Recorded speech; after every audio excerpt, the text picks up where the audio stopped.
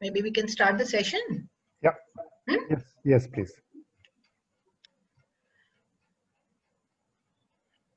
So, Yes, welcome, and good evening to one and all. I'm Rama Venugopal. I'm the president of Consultants Consortium of Chennai, and this is an association of management systems consultants created last year. So, as part of our focus to promote quality in the country, we keep conducting a lot of industry education sessions. This is a series on, a series where we are celebrating the World Standards Days, which was celebrated yesterday. As part of this World Standards Day, we are organizing a series of programs. This is one exclusive session for healthcare industry in alignment with the global theme. So, a sincere thanks to Dr. Anna for joining us and to be part of this initiative. A small brief update about introduction about Consultants Consortium of Chennai. Can you share the screen, Rehna? Yes, I'm sharing. Thank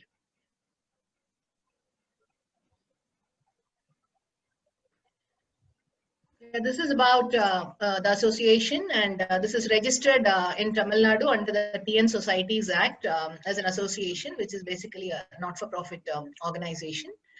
The name of the association is Consultants Consortium of Chennai, and this is an exclusive platform for management system consultants, where healthcare consultants are also part of management system consulting domain. So we do have sector-specific consultants with experience and skills and competencies across various domains and various sectors. Next slide, please. The main objective of the association is, as I said, is to promote quality as part of the national quality mission. And so our focus is to promote quality across all the sectors and all the domains, and to promote various management system standards that are needed and a prerequisite for businesses across various sectors. And maybe this is the only platform where this is the voice of management system consulting community in the country. Maybe I really do not know whether there are any other platforms, but to my knowledge, maybe this is the only platform which is created as a strong voice to represent the voice of the consultants. And the core objective focus is actually knowledge dissemination to the industry. To do various initiatives on an ongoing basis to educate the industry about standards, certifications, accreditations, inspections, regulations. See, this is a conformity assessment structure, and all these things are part of the global conformity assessment platform. So our endeavor is actually to educate the industry on an ongoing basis about various initiatives. All these initiatives are directly connected to quality. Next slide, please.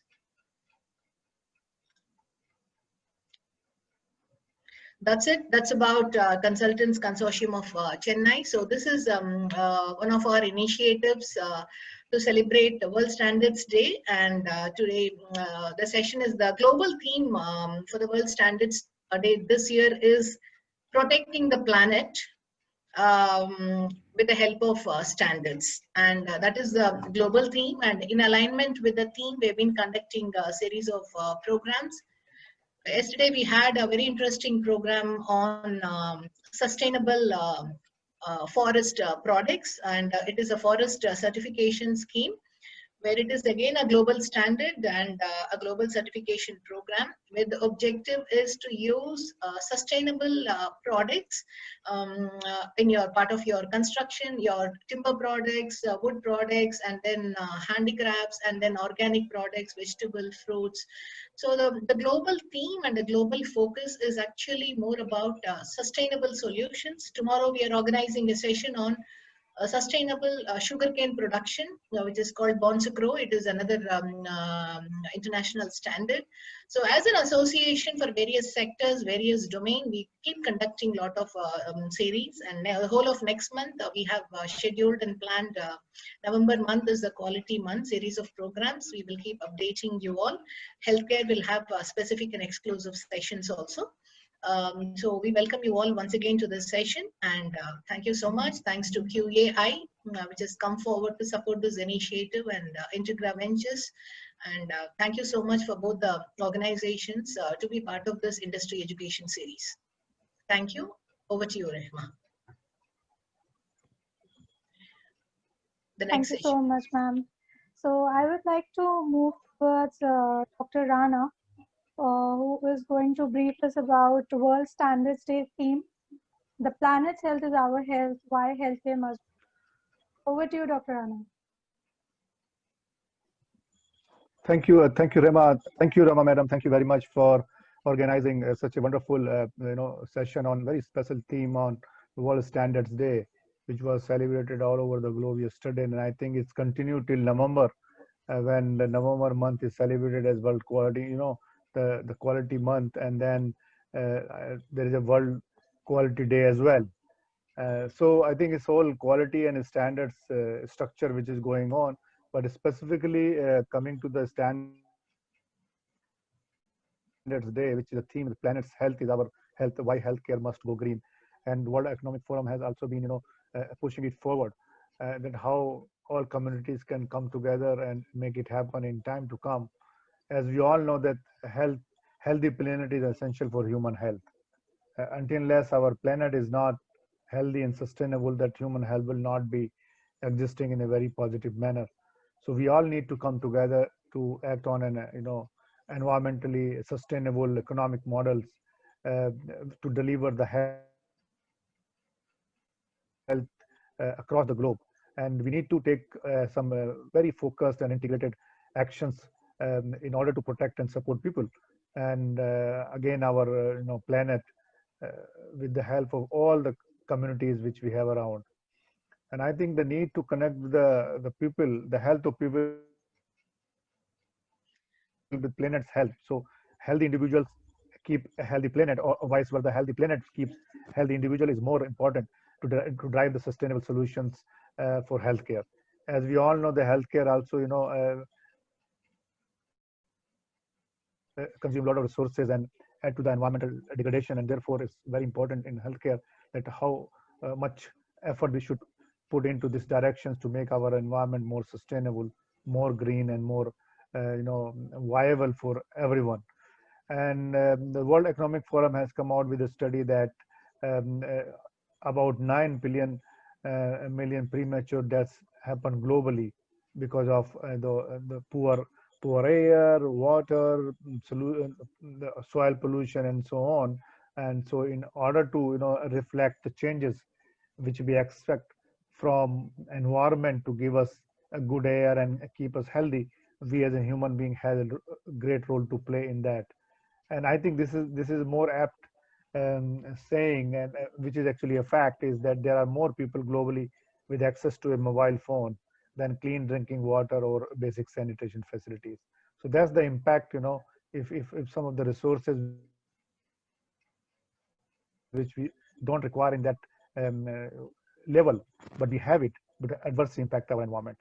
And I think we have to collectively achieve it, and to achieve this collectively, all stakeholders in global health need to come together, and we need to review our processes, we need to review our resources which exist with us, so that we can innovate on a continuous basis. And we have to think where we can reduce, we can reuse and recycle materials, so that we can ensure that need is matched with the resources. We should not create much need beyond the resources available. If this imbalance happen, there will be a problem, of course. And it's not just a healthcare per se, but related industry like pharmaceutical industry, which is very much related to healthcare, is also a global consumption of a lot of resources. And I took an example from the World Economic Forum, is that the leading companies, the pharmaceutical companies, are setting examples, and AstraZeneca has actually taken a place to be carbon zero by 2025 and carbon negative across their value chain by 2030.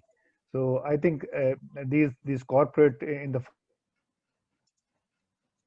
pharmaceutical sectors are coming along in a greater perspective to ensure that the environmental degradation is minimized.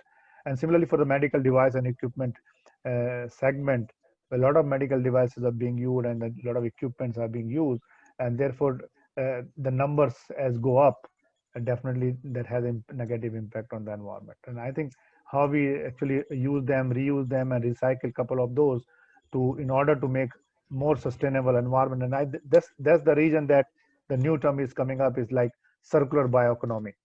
A circular bioeconomy means that we create an environment wherein everything is coming closer to each other and then can be used and reused and recycled, so that the resources can be preserved and we enter into a renewable energy mode on a natural basis, where we keep reprocessing and processing things and make use of things and minimizing the waste. And therefore I think this is all we have to come together, develop standards so that standards can help us in maintaining sustenance and what you call resilience, healthcare, medical equipment companies and the organization, pharma company organization, they have to come together and collectively work towards making our environment green and green. So it is very apt that healthcare must go green because healthcare has a lot of impact on adverse impact on the environment, which is the most viable and critical thing for everyone to survive. So I think I'm sure with this type of session which like CCC has organized, and my thanks, sincere thanks and commendation to Rama madam and the team at CCC for organizing, taking this initiative. And we always there together, in order to facilitate such initiative in the larger perspective for the benefit of everyone. It's not just healthcare. Through healthcare, it goes to communities and masses in other sectors as well. So I think it's a global phenomena. It's global initiative to save the environment, save our planet, so that we can live healthy. It's not just living long, but living long with good health is more important. So with this, I thank you once again for giving me this opportunity to talk to you all, and look forward to the next sessions, please. Thank you. Thank you. Over to you, Rama. Thank you, Dr. Rana. Very rightly said that we all have to take care of our planet, to take care of our health. And I would like to move on towards our sessions now. So before we begin, let us introduce our speakers for today. So allow me to share my screen and we can begin.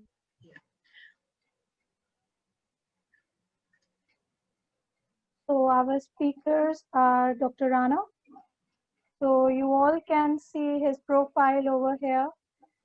He is the CEO of Quality and Accreditation Institute and former director and CEO in charge of NABH, Quality Council of India. He is a board member of the International Society for Quality in Healthcare, ISQA, External Evaluation Association, and Asian Society for Quality in Healthcare, ASQA. He was elected chairman of Accreditation Council of ISQA. He served as president of ASQA in 2011 and 2012. He is founding member of the International Academy of Quality and Safety. He is an international consultant and expert for the WHO, World Bank, ADB, USAID, ISQA, UNFCCC, GIZ, and several other national and international organizations. His expertise in establishing healthcare accreditation body, laboratory accreditation body, implementing quality management systems, in the field of quality improvement and patient safety. He holds a PhD in biochemistry, diploma in German, and a postgraduate diploma in hospital and health management. He has published 12 research papers in international journals, contributed chapters and books, and presented in several national and international conferences. His passion for doing different things differently keeps him motivated to innovate and create new standards and programs. Wow. Dr. Rana, so I would like to move to listen to you with such an amazing profile you're having. So let us move on to your session now. Thank you so much. Okay, thank you so much, Brahma. And on behalf of CCC, Integra Ventures, and QI, I welcome you all participants from across a different part of the country. And I think there are a couple of international guests as well from our neighboring countries like Nepal. And so thank you very much for joining in and making it a great program in time to come. Your attendance itself shows the interest of you all, how you are, interested to make our environment more resilient and how we can move forward. So I'll just allow me to share my slides with you all, and I'll take you through a couple of points which are very important when we talk about the standards and how the standards can help support, making things happen in a way which we are looking for. So today's I'm going to talk about accreditation standards for green healthcare facilities as the theme of the world standard day is about why not that everyone go green, including healthcare. And therefore the standards for healthcare facilities play a quite important role. And the standards for green hospitals and healthcare facilities at QAI were developed in collaboration with HELP. HELP is a Health and Environment Leadership Platform, which is a entity set up by Public Health Foundation of India, Center for Chronic Disease Control (CCDC) and Healthcare Without Harm (SCWH). And the Help Secretary is out as CCDC. So this is a collaborative effort, and we have come out with these standards. Just briefly about QAI, so that we all are, what activities we are engaged into. Quality and Accreditation Institute, basically with the tagline called Change, Adapt, Improve. And this tagline is adaptable and appropriate for any sector, any individual and organizations. What is philosophy behind it? That if you want to improve, you need to change. So you need to change and you need to practice that change. You need to adapt to those changes in order to improve. And that's what our tagline is. We have a vision to nurture the largest global pool of organizations and people through quality improvement and accreditation framework. And this vision we want to achieve through our mission, which is to conceive and deliver education, training, accreditation, and related programs in partnership with stakeholders using an approach of co-design and co-creation. So it's co-design, co-creation means that we want to work together. We want to take people, individuals, and organizations along. It's not just what we think, but everyone around, and it's a collaborative approach for meeting our mission and vision. We want to be set for some values for ourselves in order to progress clearly. We want to be listener. We want to be competitive, transparent in our operations, and innovative on a continuous basis. So we have we over a period of last 3 years, we are a 3-year organization. We have developed a couple of standards for accreditation and certification, as you can see on the slide, quite colorful sets of standards. But just to briefly, we have a Center for Accreditation of Health and Social Care, CHSC, and this is independently functioning as an accreditation body. And the board is chaired by Professor M.C. Mishra, the former director of All India Institute of Medical Sciences, New Delhi. So in the last 3 years, we have come out with these programs. We started with Assisted Reproductive Technology, ART, commonly known as IVF Center Accreditation Program, which is very unique for the first time here in India. Home Healthcare Accreditation Program, again, is very specific and special for the first time here in India. And I think when we started in 2017 to develop the standards, people were literally laughing at me. And I remember very well conversation with my colleagues and some of the people. They were saying, what is this all about? But today, I'm sure all of you would be knowing what home healthcare is all about. When COVID-19 positive patients are being quarantined at home, they are being looked after by healthcare organizations remotely, and many healthcare organizations which are our accredited. We are proud to say that healthcare at home, based in Noida, which is functioning pan India, has been given to take care of COVID-19, uh, quarantine patient at home by Delhi government and couple of other state governments, and Potia Medical, which is again our accredited facility working all over the country, having several branches across different cities. They have been given, the work of managing COVID-19 positive patient at homes in different states. Dialysis Center was another program, very keen, and because dialysis is an area which is very important for the people who undergo dialysis, and this was perhaps one of the clinical service which were operating even during COVID-19 when hospital was shut down for even neurosurgery and cardiac surgery, but dialysis was continuing because it's need of the patient for surviving. Green Healthcare Facility, which I'm going to talk about you shortly, was another new program. And then we have a hospital certification program as well, and patient safety friendly hospital certification standard, which is from WHO. Primary care clinic accreditation program, ambulatory care program, which include dental, eye imaging, daycare, surgery centers, cosmetic clinics, physio centers, etc. And recently we launched an accreditation program for telehealth and telemedicine on 15th of August, after our Prime Minister, Mr. Modi, launched National Digital Health Mission on 15th August. This program we are expecting to join by leading telemedicine platforms and hospital-based systems. And we also offer accreditation to our medical laboratories as per international standard ISO 15189.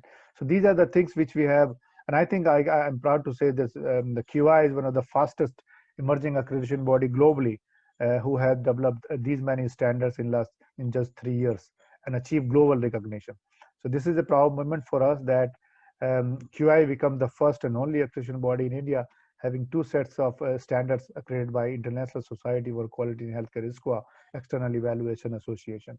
We got our dialysis standards accredited by ISQA last year in June, and this year in February we got our home healthcare standards accredited by ISQA. So these standards are globally acceptable, and that's why we can proudly say that we are the only body at the moment here in India who have two sets of standards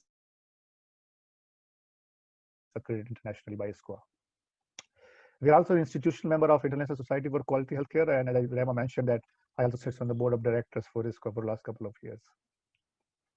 We are also have been accepted by as an institutional member by International Society for Telemedicine and E-Health.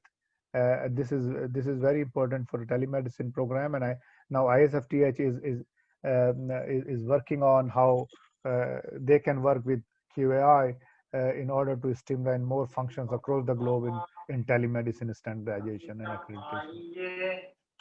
We also publish a journal called QAI Journal for Healthcare Quality and Patient Safety. So if any one of you is engaged in research in quality and patient safety, you may like to consider it. It's free access online journal for everyone, no charges to access, no charges for authors to submit articles. So we have made it completely free online journal so that people get encouraged for publishing their work, and particularly now COVID-19. If you have any piece of a good work or a report or case studies or even original article which you would like to consider on COVID-19, you please consider publishing in QI Journal for Patient Safety and Quality. This is our gold seal, mark of sustained quality. Our accredited facilities are entitled to use this gold seal of accreditation, which distinguishes them from others which are not accredited. We are working globally in different part of the world in different capacities, either setting the standards for accreditation or developing the accreditation bodies in different parts. We are working with the ministries of health and also conducting several training programs on different topics of healthcare. So as we just have a theme of Planet's Health is our health, why healthcare must go green. World Economic Forum as well reiterated this, and therefore the standard is very important into that. So health sector is one of the major contributor to environmental degradation, and we should look into it. So if we get into the healthcare and then we adopt green practices, resilient practices, and sustainable practices through standards, what are the benefits we are going to gain? So to create climate smart and low carbon healthcare, which is the agenda of every international organization to become climate smart, means more resilience, more green, lower carbon footprints, low carbon credits. What are the benefits we can? So as a health system, design and models of care, we can based on appropriate technology, coordinated care, emphasis on local providers, and driven by public health needs. Building design and construction based on low carbon approaches, investment programs in renewable energy and energy efficiency, waste minimization and sustainable healthcare waste management. So these are all, the activities which we can implement to create climate smart and low carbon healthcare through standards of accreditation. Sustainable transport and water consumption policies adopted by healthcare facilities, low carbon procurement. So now it's a lot of agenda going on, the procurement policies and in healthcare, how we can make those policies for procurement more towards greener environment and sustainable policies in terms of whether you're going for pharmaceuticals or medical devices, be it food and any other product which we are consuming in healthcare. So resilience strategies to withstand extreme weather events, and World Bank 2017 reports say that if we won't work now, it would be late for us to handle a situation which might come. So extreme weather conditions, we all notice now every day. During summer we get winters, and winter we get summer. So these are all in the impact of the environmental changes. So safe environment for patients and safe environment for staff who working in healthcare facilities is the priority through standards. So the low carbon approaches also provide numerous co-benefits, which include improved health status by reduction in environmental pollution and climate change, improved health system efficiencies and cost savings, a decreased escalation of cost through molding technology and models of care to the environment and disease burden, and stimulated and local economies. So if we focus on local economies and we see what we need, not just what we should be having ideally, but what is ideally we need to sustain more over a period of time without harming environment much, and that means our requirement is the key for more sustainability. So the standards play a vital role in that, and in order to play that important role, the standard needs to be optimal and achievable. If standards are not achievable, then they will not serve any purpose. So standard need to be achievable based on optimal standards, not minimum, just beyond minimum, but yet achievable. The standard need to be designed to encourage continuous improvement efforts within the accredited organizations, then adherence to minimal standards. So there should be, leading organizations to sustainable improvement on a continual basis. And accreditation is granted following a periodic on-site evaluation, which again bring a lot of value for organization when peer-to-peer conversation happen, and then a lot of learnings and education takes place during evaluation process. Usually, accreditation remains a voluntary process. However, organizations choose in order to draw benefits, as I mentioned, and not only for the environment but for economics as well, which they reap when they implement the standards in their organizations. So now about the standards which we have developed over a period of time for accreditation of hospitals or any healthcare facility which is interested to adopt these standards have been categorized into 8 chapters broadly, and these chapters have been divided into 33 standards. And to achieve these standards, they have been further divided into different criteria, and there are 127 criteria in all. So these are based on basically the measurable components. The criteria is measurable component of a standard, and in order to achieve standard compliance, you need to meet the requirement of a standard criterion. So this is the framework of green healthcare accreditation standards. 8 chapters divided into different number of standards in each, and then each standard is further divided into different criteria. So in all 8 chapters, 33 sets of standards and 127 criterion. So I'll just briefly take you through the chapters to give you an idea what is this all about. So first is governance and leadership, and as we all know, in order to implement any standard, or in order to make some improvement, it is important that our leadership takes action. The leadership become proactive. So it's like a top-down approach in the beginning when a decision is to be made about whether you need to go for accreditation. And once that decision is made by the governance, then how it is to be run and how it is to be implemented over a period of time, that's what the governance and leadership talked about. So if you look at that the management of that hospital is committed to improve of the concept of green healthcare. So it's the management who is actually responsible first, and uh, take the responsibility of as well to move forward. And in order to do that, you need to define your vision, mission, and values. And your vision mission should include one of the component of adopting the green healthcare practices or resident healthcare practices. And in those statements of the governance, you need to put out what you expect and what are the expectations, and what you look forward in implementing these standards. And this is done by the leadership of the organization. The second standard is about the management is accountable for consistent compliance of applicable regulatory and statutory requirements. So this is about various legal and statutory requirement which is applicable to a specific organization. They need to be in place. And one of the most important thing is about biomedical waste, and then air pollution, water pollution, and soil pollution. So it comes under Pollution Control Board Act, percept, and you have to really follow all those regulations which are applicable. And not only that, uh, just a compliance to any legal requirement, but also the following those, practicing those in order to really get the benefit. And in order to propagate the concept of implementation of those compulsory requirement, you need to provide training, education to staff, and or anyone who is really need to practice those things.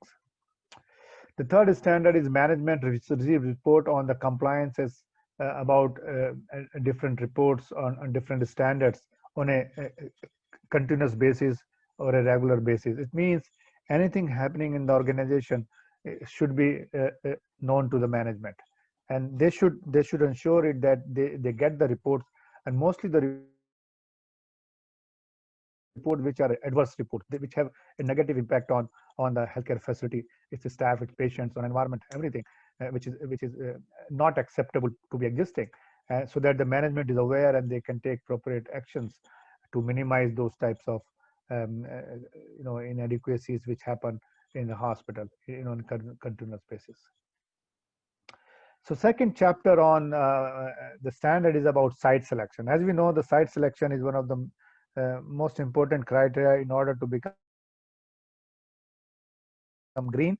And the practices, of course, some of the requirements are for those which actually are going to start a new healthcare facility. But even in the existing healthcare facility, there are many things which are applicable, and particularly those who are renovating their facilities and uh, making changes in their facilities, so they can make use of these standards in that. So hospitals shall have a defined criterion for construction requirement. And this construction requirements is basically based on local statutory bodies which aim towards environmental protection and safety. So environmental clearance is required for site and all sort of things. Then the hospital need to fulfill norms for site, not to create any adverse environmental impact, and which include for both, whether it is a greenfield project or is a brownfield project or a greenfield site. But it gives a lot of benefits. So the sites which is built on before, also the site which is now being constructed as a first time product, and or maybe the mix of it. So it is applicable for any type of the project which is taken up. Hospitals shall ensure that the conservation of all the resources and requirements which might have impacts on climate change, they need to be appropriately preserved. And therefore proper utilization and absolutely optimal optimization of use of natural resources like water, land, soil during construction is very important.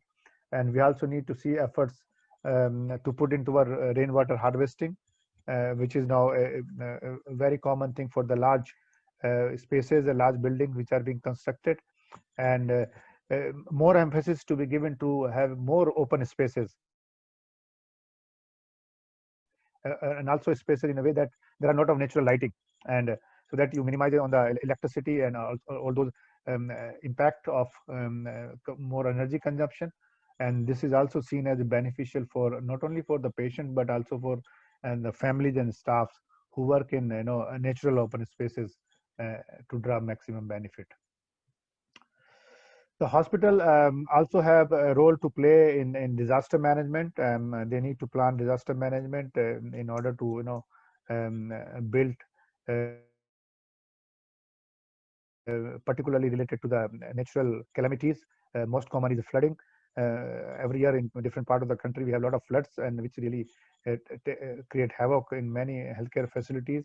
So how the health facility is designed so that it becomes robust to take care of natural disasters, and not only save a lot of money but time to take care of the patients. Hospitals shall have a plan and monitoring mechanism during construction to reduce noise pollution, erosion, and airborne dust generation. And this is very common, particularly how the construction takes place here in India. Even if it's a domestic construction or a industry construction, a lot of dust comes out. People don't care about that how dust is dissipating here and there in the environment in air, which has a lot of adverse impact. We generate a lot of microparticles which are dangerous for breathing, and as you know, and the pollution, how pollution is dangerous for the health of everyone. So I think these are the things which the hospital has to take care when they are constructing the hospital, to ensure that they would not come out with adverse impact while constructing the building. Hospitals shall adhere to applicable norms to ensure patient, visitor, and staff safety in all areas. So it's not only about a single party, but everyone, whether it is visitor, patients, communities, or the staff who is always there to work. The safety is paramount, and therefore healthy workforce create a lot of productivity, and they need to be healthy, and therefore the hospital has to provide an environment which is healthier for everyone, and provide a safety mechanism in case, and also to minimize the impacts of any adverse environmental situations in this particular point of time. Hospital adequately provide the reduce the harm to environment and community, and therefore encouraging the public use of public transport, or hospital provide commuting services from one place to another place within the premises, and promotion of cycling, walking, to reduce negative impact which is caused by automobile use. And I've seen one of the hospital, I don't remember at the moment, they have totally banned use of any automobile in the campus. And even the director was using a cycle to move from one place to another place, and that's make they declared is a no what do you call it, fuel consumption mobiles to be automobiles to be used in this campus. So there are a lot of things which healthcare facilities can do. There should be a determination actually how we should encourage that non-fossil fuel vehicles like electrical vehicle can be used to minimize those impact of air pollution. Controlling soil erosion and sedimentation by reducing, and thereby reducing impacts on sites and surroundings, which have many don't know about these things as a layman, but these things are very important and critical when you construct in a hospital. Third chapter is about indoor air quality, and again it's very important. Hospital buildings usually they are very closed, very compact environment, and therefore has a lot of importance on a good air circulation, how we can make use of the building spaces in order to maximize the impact. So the organization has a documented process for maintaining the indoor air quality standards, whether prescribed nationally or international health standards, and so those standards needs to be adopted. Process should include monitoring of indoor environmental standards like temperature, humidity, volatile organic carbons, and different types of particulate matters, and different types of carbon dioxide, monoxide, nitrous, sulfur oxides, and ozone, because all these gases and particulate matters, organic volatiles, are dangerous for environment and dangerous for occupant whether patient or visitor or staff, is dangerous for everyone. And therefore, hospitals need to ensure low pollutant emitting materials. So when you select the materials to be used in constructions and the users, they should be selecting in order to minimize those impact. And in order to minimize the impact of different parameters of indoor air quality, it needs to be on continuous basis to monitor, and because without monitoring we would not know about it, particularly in high risk areas, sensitive areas like intensive care units, ICUs, neonatal care units, where they are already compromised patients or they are very sensitive patients, and they would get a lot of impact if the air is not properly cleaned up. So conducting indoor air quality testing in all critical zones is very, very important. And everybody now knows PM 2.5 that should not increase more than 10 micrograms per cubic meter as a standard which has been adopted nationally. And similarly, though, the volatile carbons should not exceed 500 micrograms per cubic meter, and indoor air quality index level should comply with national or international health standards. So I think these are the things which are now, if you think need to put in place, would definitely would end into different good results. So list of all equipment which are used for air monitoring testing is maintained, and equipment are properly maintained and calibrated. So it's not just monitoring it, but monitoring properly is important. So if you use the equipment for monitoring, air monitoring, that should be properly calibrated so that the results are correct and you can act upon on those results. The hospital has to ensure that that the occupied spaces, including different areas, whether in administration or recreational or clinical, they are proper ventilation for everyone who is there, whether it's all patients, visitors, and hospital. So it's more open spaces, more circulation, and now even COVID-19 has taught us, all of us, that more open spaces are good than compact closed spaces, and more air circulation, less chances of getting COVID-19 because it gets dispersed here and there. A non-smoking policy, yes, signage is different across the organization. Avoid, the use of fossil fuel is critical for power generation. So go for green energy sources. Energy and ambience is again very important. Requirements for new healthcare facilities in order to maximize the benefit of daylight.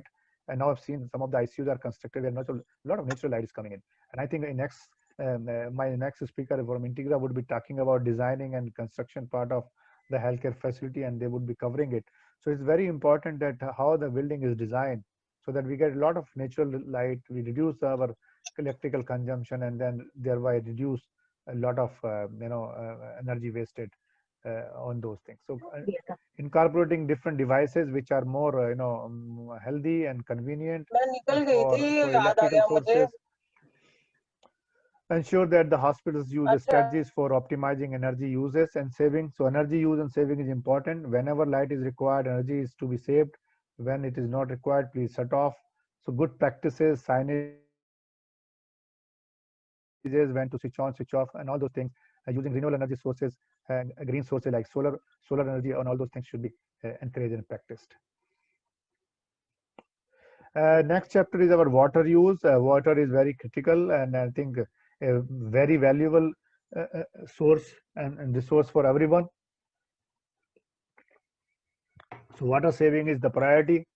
So how the enhanced efficiency of plumbing fixtures so that no wastage of water. If there is any leakage of water, that should be readily fixed. And what are the things which, like different areas like bathroom, laundry, kitchen, labs, green, in different areas of the hospital, how these things are put in place so that there is no wastage, proper use is done, and the hospital has to demonstrate it, that how they are able to maintain and also to prevent, how they are able to prevent leaks and drips, because it looks like a small drip and leak, but it takes care of gallons of water, which is a precious natural resource for every one of us. Hospital treats wastewater generated on site, and so that avoid polluting, and also make use of recycled water which is cleaned up and which can be used for alternate uses. either gardening or the plants and other things where this water can be used. So it's save on the fresh water uses. Hospital demonstrate the efficient management of water saving, that safe clean rainwater harvesting is one of the important thing, which save a lot of water, and also recharge the water table when you do this rainwater harvesting. So it's recharging the water table and avoiding wastage of water going to the sea through the drains.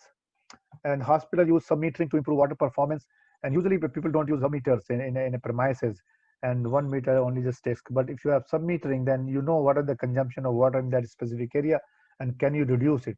So it's like until unless you measure it, you can't improve. So the measurement is the key, whether it's electricity, it's water or energy.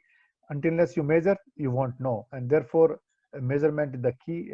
Even you should know how much water you are being consumed in different part of the hospitals. So hospital work on different items for new buildings and constructions to eliminate waste, increase efficiencies, like using of recycled water in toilets, save a lot of water. So the saving on the water sources is very critical in order to attain things. The next chapter is about biomedical waste management, and this is one of the legal requirement as well for any healthcare facility to implement biomedical waste management acts and rules, and how they take care of. So basically, it's if you minimize the generation of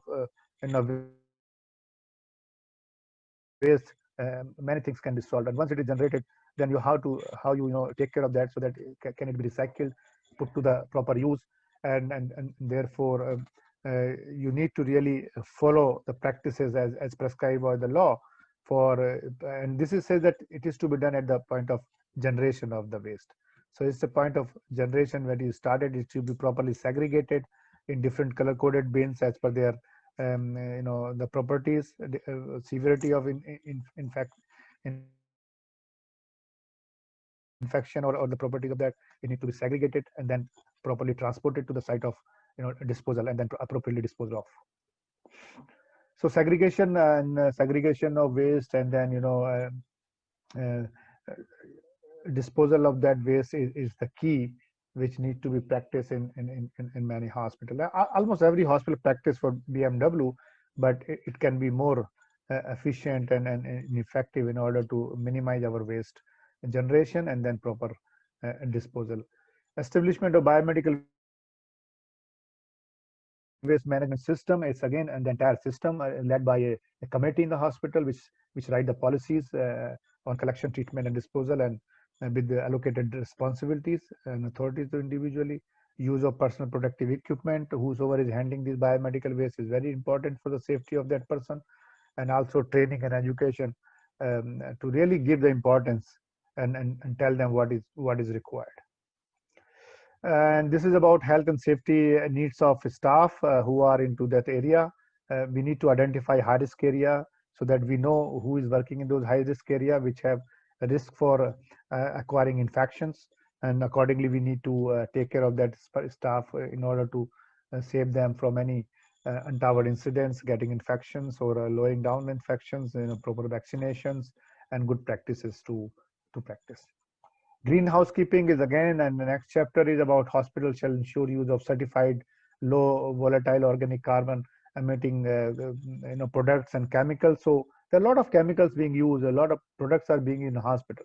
So you need to now change your practice from purchasing. It's about the procurement of your supplies, your chemicals. You should move from the things which you are practicing towards more greener things which have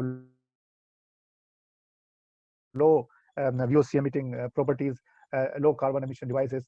Those things you have to. So I think now those products are coming into market which are certified as a low VOC emitting, substances. So you should choose. Now this is about your procurement policy. So when you have your procurement policy, you should make some amendments, modification, and put the requirements of this. And this is about environment friendly, preferable. So different protocols for procurement, as I just mentioned to you. So there are different products which are manufactured which are carcinogenic, mutagenic, and and also reproductive harming toxicants, and they are known chemicals producing these. So we should try now move away from these things, try to get those products or consumables into your hospital which are more friendly, less toxic, not only for users, the human beings, patients, and staff, but also for the environment. Provide appropriate infection control parameters, and to reduce the infection prevention policies to be put in place, which demonstrate that there is a significant reduction in infection rates in the hospitals. And now COVID-19 is a very live example for all of us. It's not just for patient, but for anybody is coming to the hospital need to be protected, and staff is now most vulnerable at the moment. So how they can be taken care of? Ventilation of healthcare. This is like actually guidelines for that. More ventilated space are preferred now than the closed spaces. So more ventilated, more open space where more natural light and air is circulating has lower chances of the infection, including COVID-19. So these are about the cleaning facilities, the chemicals which we use for cleaning in the hospitals, and I think that those these chemicals are harmful. So we should now, the basic is that we should move away from harmful chemicals towards more safer and greener chemicals which are being used in the hospitals. Housekeeping policies to be changed in order to practice more cleaner practices and more greener practices. So a policy to be defined and modified to build criteria for selection of different products, including laundry product or cleaning products, different consumable items which you use in hospitals. Formulated products are now, I think, less used because they create a lot of toxic air, and which is very harmful. Last but not the least is about procurement of materials and resources. This is a greater emphasis now it is being put on, and the HELP is really working on this along with the Global Green Healthy Hospital GGHS, which is the international organization, work closely with HELP, which is an initiative to increase the good practices for procurement. So the organization shall have a process for the purchase and procurement of more sustainable materials. So it's the key is of sustainable materials. So we as a hospital need to document a policy to ensure sustainable procurement to include environmentally preferred purchasing. And a lot of education is being done by HELP along with the Ministry of Environment and Health Ministry as well. And hospital needs to put the teams which are responsible for purchasing and make them aware that what we need. We need to change our policies. We need to go away from our existing practices towards practices which can save a lot of not only the environment but the lives which over a period of time we get exposed to and which we do not realize in specific times. So more recycled items, more green items, and the reusability of the products which can be reused. So those are the things now more in use. Use certified green building materials, products and equipment so as to reduce dependence on the material which have negative impact on the environment. And now there are certified materials are coming up. So product purchase have proper green certification. So green certification is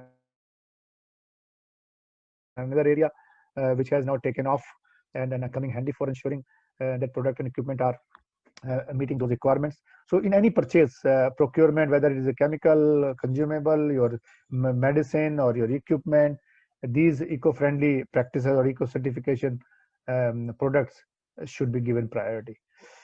So with this, I thank you all for giving me this opportunity to talk about quickly on the green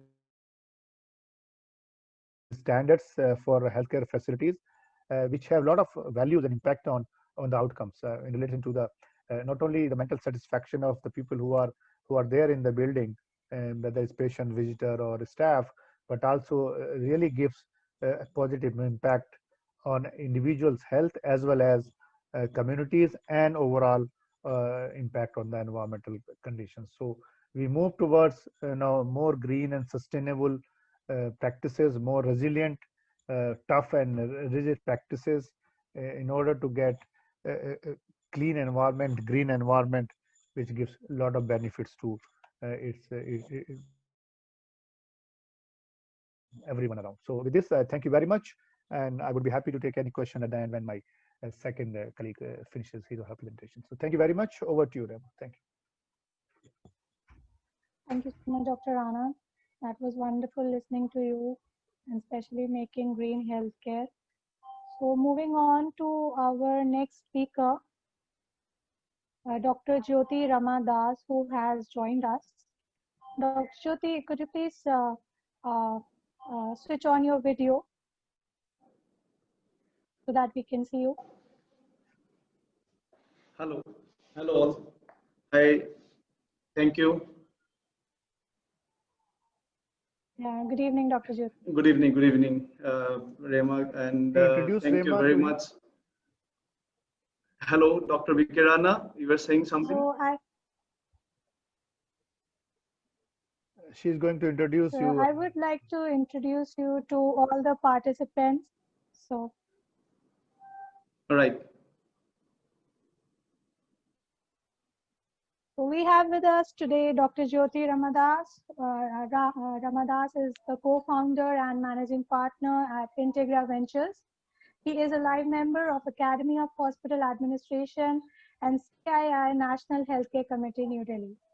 He is a postgraduate in Hospital and Healthcare Management from Administrative Staff College of India, ASCI, Hyderabad. He has also practiced as a physical therapist before pursuing his post-graduation. By profession, Jyoti Rama is a healthcare management consultant experienced in handling myriad of projects in the healthcare sector. He has led the multidisciplinary team at Integra Ventures in planning, developing, and commissioning functionally efficient healthcare facilities specialized in the areas of oncology, orthopedics and trauma care, cardiac care, mother and child care, infertility care, IVF centers, ophthalmic care hospitals, and multi-specialty facilities. Thank you so much, Dr. Rama, for joining us. Over to you, sir. Thank you, Rema, and thank you very much for giving me the opportunity. Special thanks to Dr. Venugopal ma'am for inviting me for this talk. And Dr. Vikirana, that was a fantastic presentation. Let me tell you right in the beginning. And we'll try to give the design elements related to developing green healthcare facilities. I'm not an architect. But still, yes, I do get involved in planning of healthcare facilities. That is my forte, and yes, we'll try to put up some points which are pertinent to today's topic. So I think I can share my screen, right? So yes, you can. Thank you.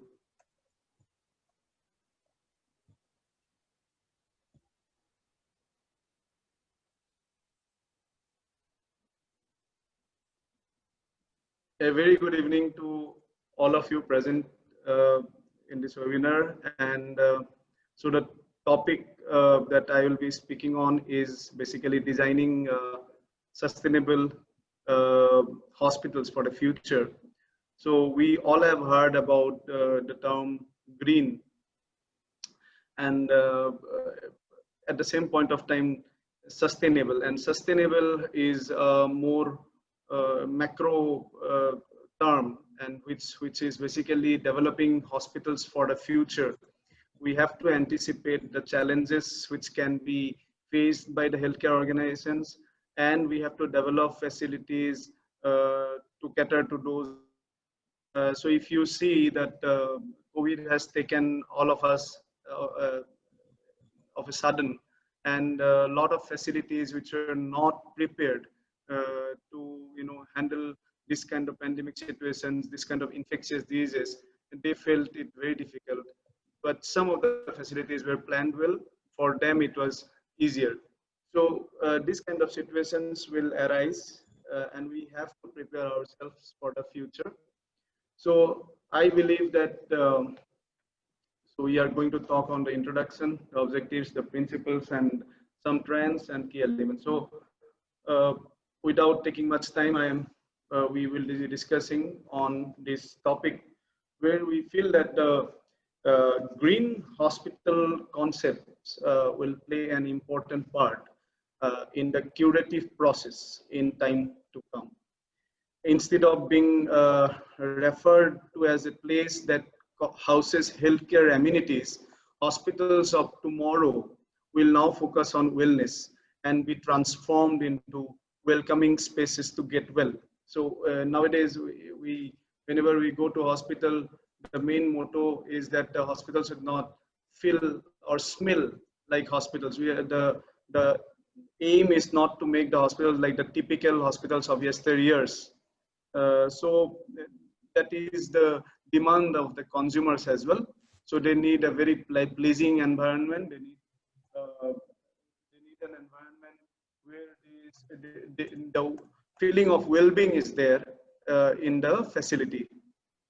So this shift to sustainable healthcare facilities is primarily centered around reducing the carbon footprint of the hospitals and incorporation of modern green building design elements into the healthcare environment to improve patient care and allow hospital occupants to feel more at ease. So moving on,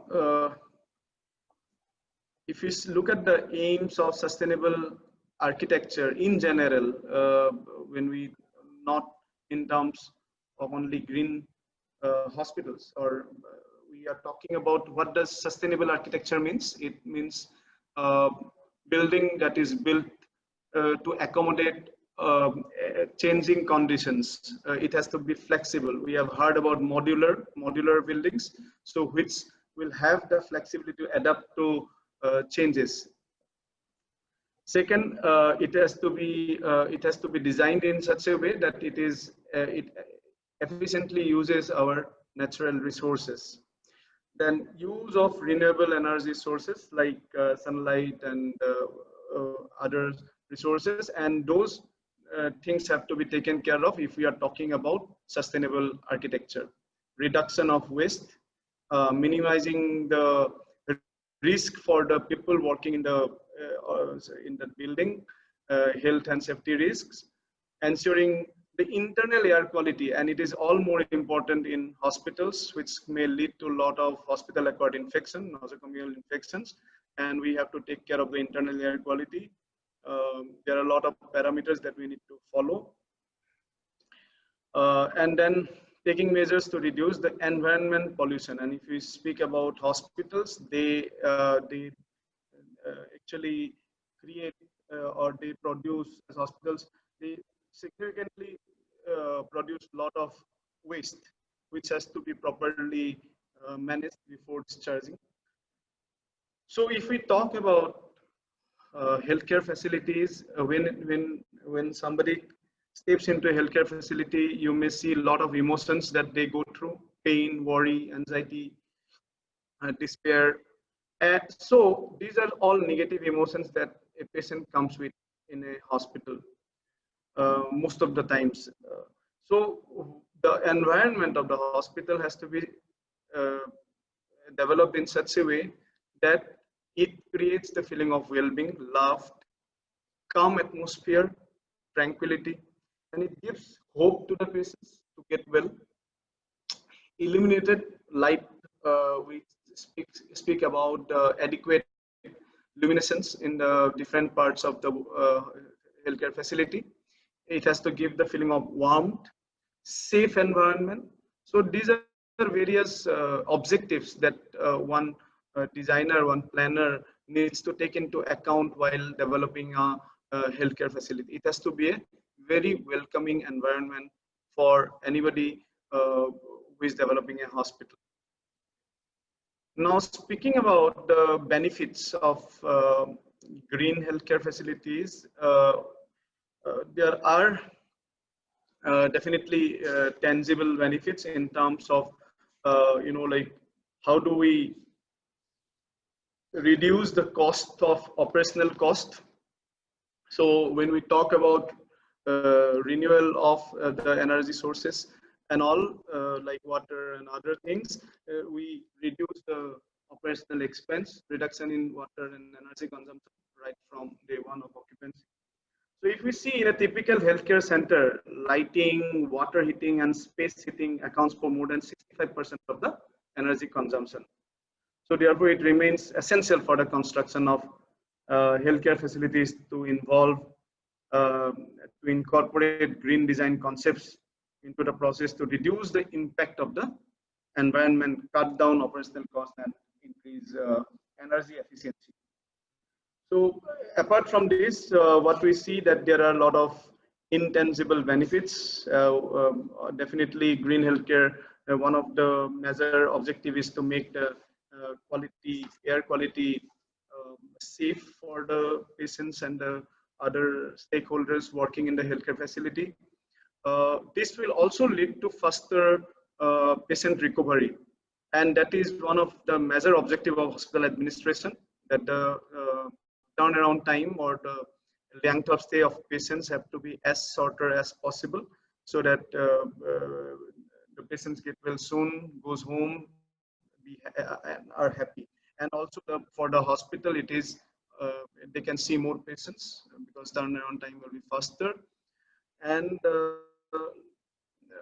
daylighting for patients. So if we are developing a green healthcare facility, so if we see what are the benefits of daylighting, there are two benefits, the definite benefits. One is that it reduces the uses of artificial light. We may say that light still is required a lot in various clinical areas where treatment is given to the facilities, because particular luminescence is particular strength is required. But many places like waiting areas and all, natural light is good enough in many times. And if we are enabling the design in such a way, then we can use that to our benefit. Second is it also creates a feeling of wellness for the patients. It is proven that daylighting always is a mood lifter for the patients. So we should encourage daylighting in our designs of hospitals. Connectivity to outdoor environment, as you see that hospital nowadays are mostly air conditioned and they are closed. And as if we provide opportunity for staff as well as patients to have the view of outside view, then it will always give them a better feeling. Health and hygiene of occupants and patients are optimum, are very important, and we need to take care of those while designing facilities. And these are all part of sustainable green healthcare concepts. So now moving on to the design principles. So we will be more specific in terms of what are the different principles that we adhere to while designing facilities. So these are few of those, like indoor environment quality and well-being, sanitation and hygiene, energy efficiency, water conservation, building materials and resources, what we use for developing the green healthcare facilities, site selection and planning, innovation in design process. So these are different design principles to be followed while developing hospitals. So if you see, when we talk about the indoor environment quality and well-being, then we say that that fresh air ventilation, that is very important. And nowadays the hospital air conditioning is governed by air conditioning guidelines like ASHRAE, and in India we have ISRAE. And those guidelines, those standards actually dictate what kind of internal the hospital. For example, it can be comfort cooling areas, it can be critical areas where we need to maintain certain air changes, certain filtration parameters, pressure gradients that we need to maintain, and all those are very important to maintain the overall internal quality, air quality of the facility. tobacco smoke control, but again, most of the facilities in India are prohibited, smoking prohibited, except JCI has conditions for developing certain reserved areas for smoking. Then healing architecture, day lit spaces, we have already spoken about this. So these are salient features while we talk about indoor environment quality and well-being. Green open spaces, it is always important. Lot of hospitals are now trying to incorporate these green open spaces uh, in their design. Healing gardens, as we know that there are a lot of patients who are who stays for a longer period of time, and then attendants and staff, they use the healing gardens for the patients to get a more tranquil environment. Color psychology, we'll talk in details about that. Acoustic, as you know that the hospital is a public building and so many stakeholders working, and so many footfalls in the hospital. So acoustic considerations are very important, and we will also discuss about this in details. Ergonomics, it is very important. Patients, staff, and all work for very long period in certain positions, and if we don't design the workspaces accordingly, that can lead to a lot of occupational hazards. They can as designers, we need to keep in mind the ergonomical considerations so that the work environment, workspaces are safe uh, for the people working in the hospitals. Definitely, as we have already spoken about various emotions that the patient come with. So the hospital is already a stressful uh, facility. So one is the designer is trying to develop it in such a way, needs to develop it in such a way that it is as stress relieving as possible. Low emitting materials, we speak about volatile organic compounds. So the whatever materials we are using, we need to ensure that those are emitting low VOC, as less as possible, and under recommended values. Uh, so these are different features that we need to maintain for indoor environment quality. Then if we talk about the color psychology, there are some examples that I would like to highlight. What we see. Hello, I think. Yeah. So what you see, what we like the color psychology is to ensure that the healthcare spaces are designed considering the positive effects. Color plays a very important role in improving the mood of the patients and the staff. And the color that we are talking about is in terms of the walls and ceilings, the furniture that we use there, the soft furnishing, the linen and all that we use, curtains.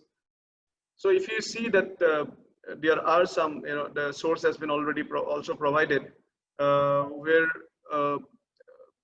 if we talk about, like different kind of conditions and different, like the different healing colors. We speak about healing environment. So the color tries to, reduce those health issues in terms of, if we talk about light red, which signifies, reducing the depression. So these are different colors that we can, color schemes that we can use in different interior areas to, reduce these health issues. And so we will share this presentation so that you all can go in details of this. Then while talking about the acoustic design, as I have already mentioned, it is to encourage, we need to encourage the acoustic design to promote patients' well-being and productivity and communication of staff. So when we talk about, consultation rooms, we talk about the patient areas, patient rooms, and other areas, there are designated or defined decibel levels that we need to maintain.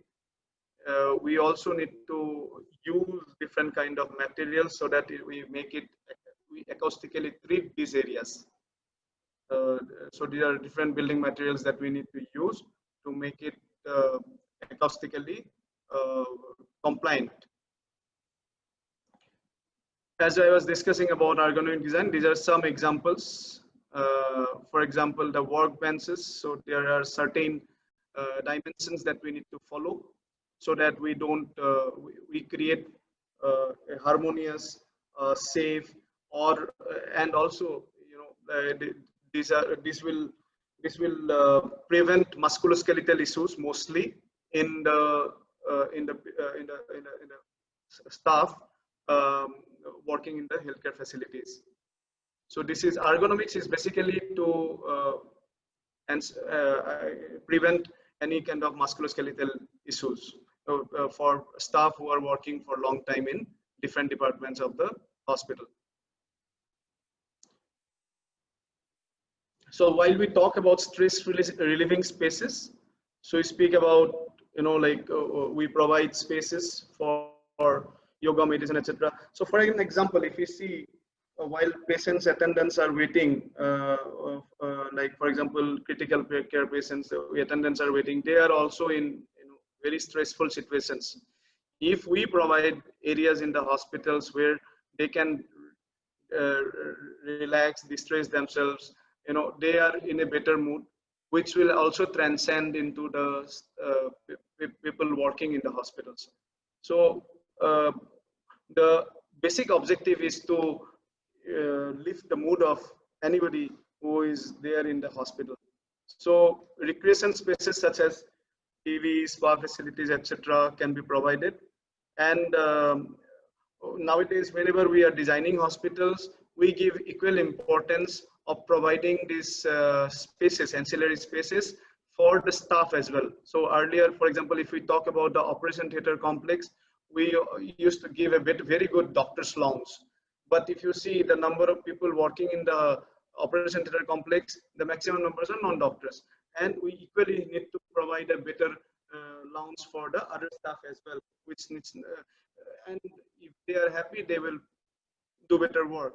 So we need to provide importance to all the staff equally and provide those necessary spaces.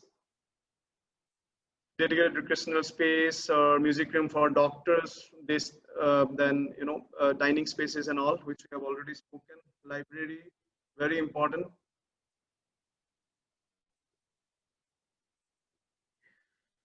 So we passive ventilation, sustainable ventilation systems are a must-have in hospitals where chemicals and allergens can harm a patient's health. This method involves opening windows for airflow, building with heat-absorbent materials, and structuring walls for maximum sun exposure. So, as we have discussed, that the importance of natural light.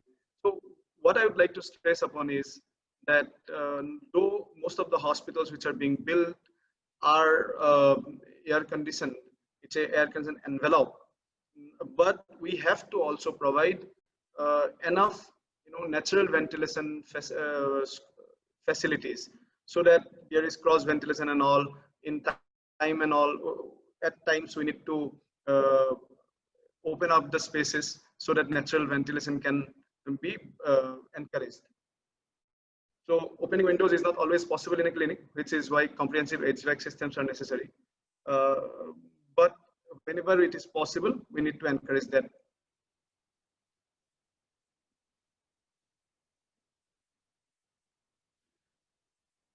So when we talk about sanitation and hygiene, I believe all of you will agree that hospitals, produce so much of waste, whether it is solid waste or liquid waste. As we know, there are liquid waste, we need to proper effluent treatment plants, and we need to see that the waste generated waste, which is the water, we can be recycled, so that recycling of the wastewater after treatment. Then solid waste has to be treated well. If we don't segregate it properly and then we mix it, and then this will lead to a lot of hazards in the healthcare facility. And we need to provide proper dirty utility rooms, janitor closets, and facilities for sluicing and all in all the areas nearby to the patient treatment, whether it is ICU, operation theater, inpatient areas, any areas wherever the biomedical waste is being generated. And so if we don't provide enough of dirty utility rooms and all, those bins are kept, bigger bins are kept in the common areas, and those doesn't look good, as well as it can spill over. Then isolation room, this is very much in discussion nowadays because of the COVID scenario. So isolation room can be of two types. One is for infectious disease patients and also for immunocompromised patients. The design considerations are separate rooms with separate air conditioning, dedicated air handling unit, separate exhaust system, necessary air changes needs to be maintained in the isolation rooms with pressure difference, like for example in isolation room which will be housing infectious patients, there we need to have negative pressure in relation to the surrounding areas. And in immunocompromised, for immunocompromised patients, we need to have a positive pressure gradient. So these are again internal air quality is very important when we are designing the isolation room. Apart from, also we need to have anti areas. Anti areas are areas which are like double door system before entering the isolation rooms. Okay, so yeah, we all know about this color coding and then the segregation of waste. I'm not going into details of this. We have already discussed about the liquid biomedical waste treatment. So usually, as we know, that solid waste management is not done in the respective facilities most of the times. It is basically we segregate at source, and then we basically store it so that it is being stored properly in designated areas within the campus. Hello. So that they are collected later on by authorities. Dr. Jyoti, Yeah.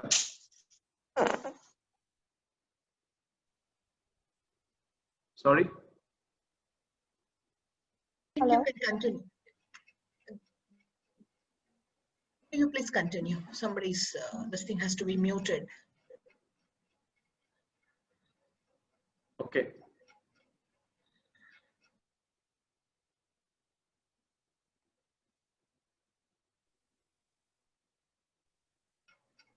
Right. So moving on to the, this energy efficiency. So basically, as we are talking about, making the hospital design as energy efficient as possible. So we need to consider all the parameters which will lead to efficient energy efficiency. If you see that the power consumption in hospitals is very high, operational expense is one of major challenges for any hospital owners. So we need to ensure that the energy is very judiciously used in the hospitals. So the sensor based then things, then as I was discussing about making the design so that we are encouraging as much as natural light as possible.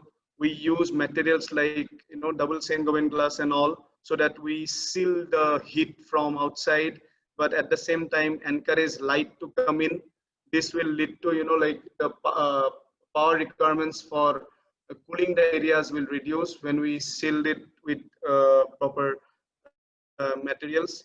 So this kind of concepts we need to incorporate in the design so that we reduce the carbon footprint and reduce the power consumptions and other kind of water and all. For example, water, as I was discussing, that again for example, the liquid liquid waste and all. So nowadays liquid waste is treated, and water, which is after like treatment of the water, that is again reused for various purposes. For example, landscaping, car washing, then used in flushing in basically toilet areas of OPDs and all. So these concepts are very important when we are talking about energy efficiency. Again, orientation of the building. So building orientation, if we talk about building orientation, when we, healthcare facilities, they significantly have larger exterior facade or envelopes, which have a direct relationship to energy expenditure. So unprotected large facades or envelopes facing the sun in warm climates may stress cooling needs and have long-term energy expenditure impact. So carefully designing a facade or envelope to match climatic preference and solar orientation can reduce energy consumption, lower cooling equipment sizing, and reduce stress on cooling equipment. So orientation of the building is very important. So again, now eco atriums is a very recent design trend where we talk about, like these are spaces which results in improved air quality, improved acoustical performance. It reduces energy consumption and create a positive biophilic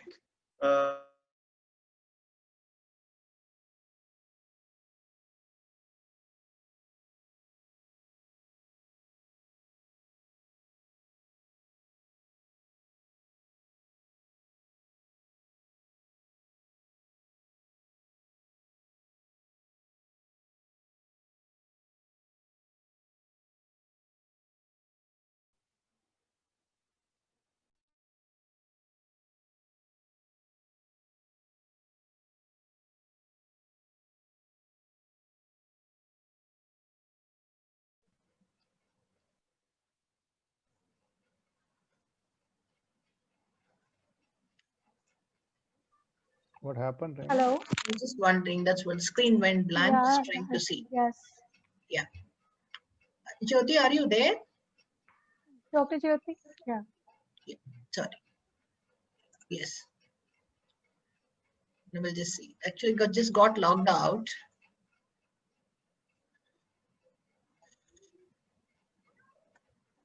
Mm.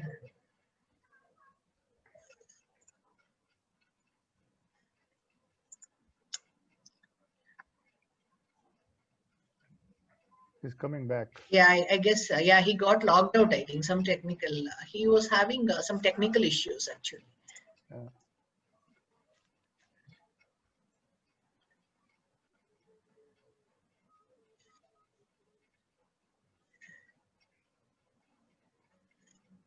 He should be back because I allowed him to come Hello, can you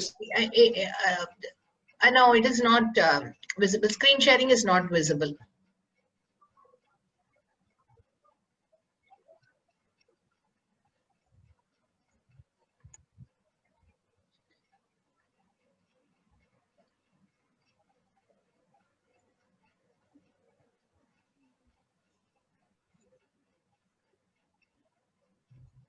Hello? Yeah, Jyoti, you're there?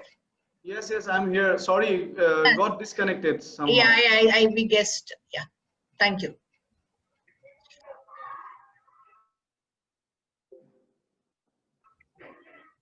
I hope you can see my screen. It's clear. Yeah, clear. Please continue. Okay, so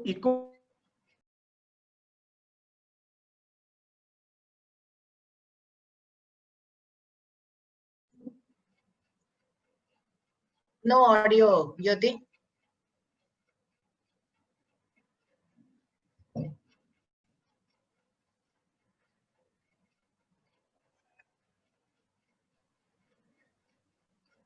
it's hot and humid. This provides the allowing plant life to thrive. So when human world with nature to create an environment of harmonious exchange. While there is no strict definition, architects use biophilic design to include greenery, improve air quality, and mimic natural structures. So this style is about more than adding plants to a room. It is not about only adding plants to a room. It focuses on improving health through nature-based means, which could mean buying wooden furniture with linseed oil finish, or installing light fixtures in patient rooms.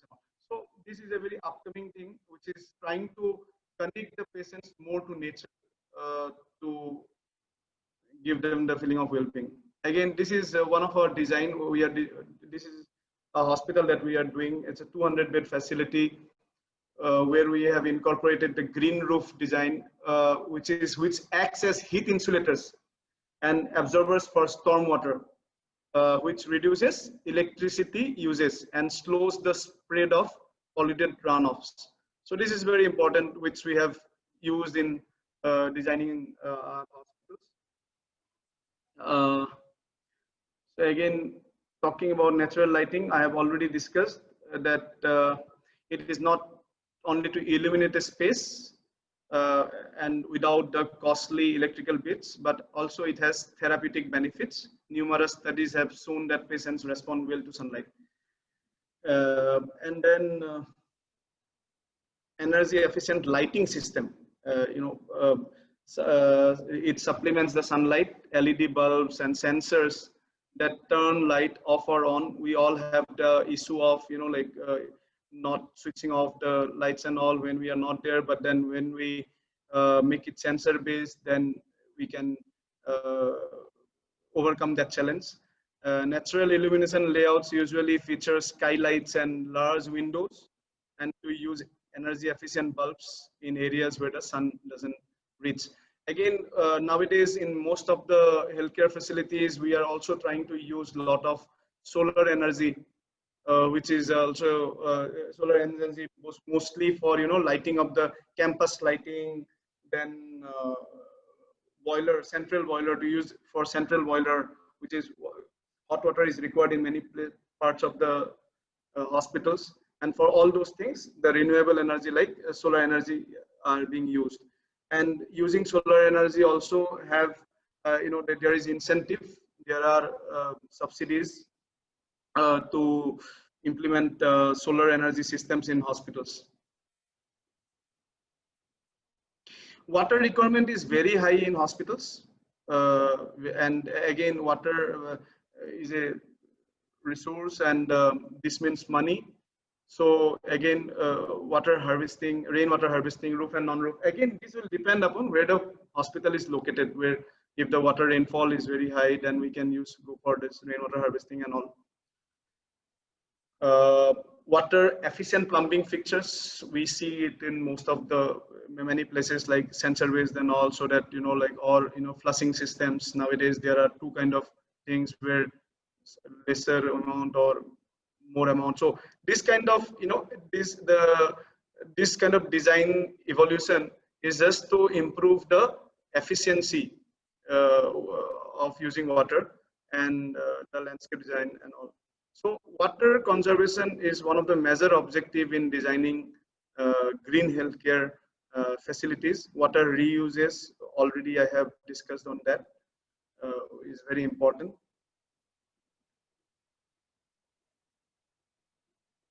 The use of low flow plumbing system to capture rainwater from roof and use it to irrigate the landscaping, as I have discussed about the terrace roof and all, roof garden. The collected rainwater could also be used to operate cooling towers. Air conditioning cooling towers need huge amount of water, and this kind of water can be used for the cooling towers for the air conditioning system. Use of high efficiency windows, super insulated roof. So I have discussed about the double tinted, double Saint Gobain glasses and all, which can be used to reduce the power load. Yes, building materials are very important. We have discussed about the low VOC compounds in terms of the paints and all, so that they are more environmentally responsible and less hazardous for the people working in the hospitals. And so whatever materials we are using, we have to keep in mind that they are less hazardous. Again, the use of wood needs to be reduced as much as possible in hospital. Otherwise, the wood has to be treated properly, because in places where there is high humidity, it can lead to a lot of fungus and all. So I see that it is aesthetically more pleasing, but then again, functionally, it is not very advisable to use wood in hospitals. I mean, in a very way. We can use it in, like non-critical areas, but judiciously. Certified green building materials, products and equipments, these are all available, and we need to consider those things. Eco-friendly furniture and medical furniture. So these are some points while we consider the building materials. Okay, now coming to, I think I'll just leave with some trends in hospital design while while we talk about sustainable healthcare design. So first is adapting to the climate crisis. The first point that I started my discussion with is the healthcare organizations have to be designed in futuristic manner so that it is adaptable to any challenges posed to the organization. So this is something that we need to keep in mind while developing hospitals, whether new facilities or upgrading existing facilities, so that it can withstand any of the challenges, anticipated challenges in the future. So flexibility is the key while designing healthcare facilities. Next, making healthcare more equitable. See, in India and any place, I mean, we work, make healthcare organizations viable. We have to work on the, I mean, the volume is what makes the hospital viable. So for volume, we have to make the healthcare facilities as equitable as possible. So it has to be affordable. So as a planner, I have seen a lot of times many owners, like it's like their dream project. They are doing it for the first time, and they are bringing in any, they are trying to make it as beautiful as possible. But when we talk about healthcare facilities, it is we have a saying said that it is form follows function. So the look will definitely need to be good, but the first thing is function. So wherever we are developing the hospital, based upon the area, like all the locations will have different paying capacities, and the investment has to be done according to that location first. Environmental location, the paying capability of the people in and around, and because the investment has to be recovered. So whatever we are doing, it has to be judicious in terms of investment, the hospital design, so that it is not an over-invested project. Later on, otherwise, it becomes a white elephant. So considering the consumer, so nowadays, as we are talking about, everything like patient-centric. So designs have to be also done in such a manner that it is as patient-centric as possible. Basically, nowadays the consumers or the patients demand, they need this kind of rooms. Like in hotels, we used to say that we need a pool-facing room or this facing room. In hospitals also, a lot of times nowadays the patients demand. And probably as we move forward, we have to cater to those demands as much as possible.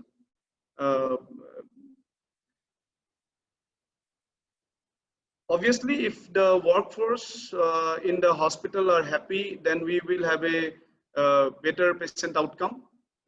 So we need to consider all the factors in designing hospitals to make it very pleasing environment for the workforce.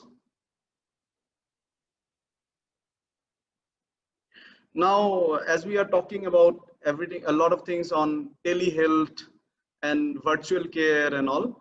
So the hospitals, healthcare facilities have to be also planned in such a way.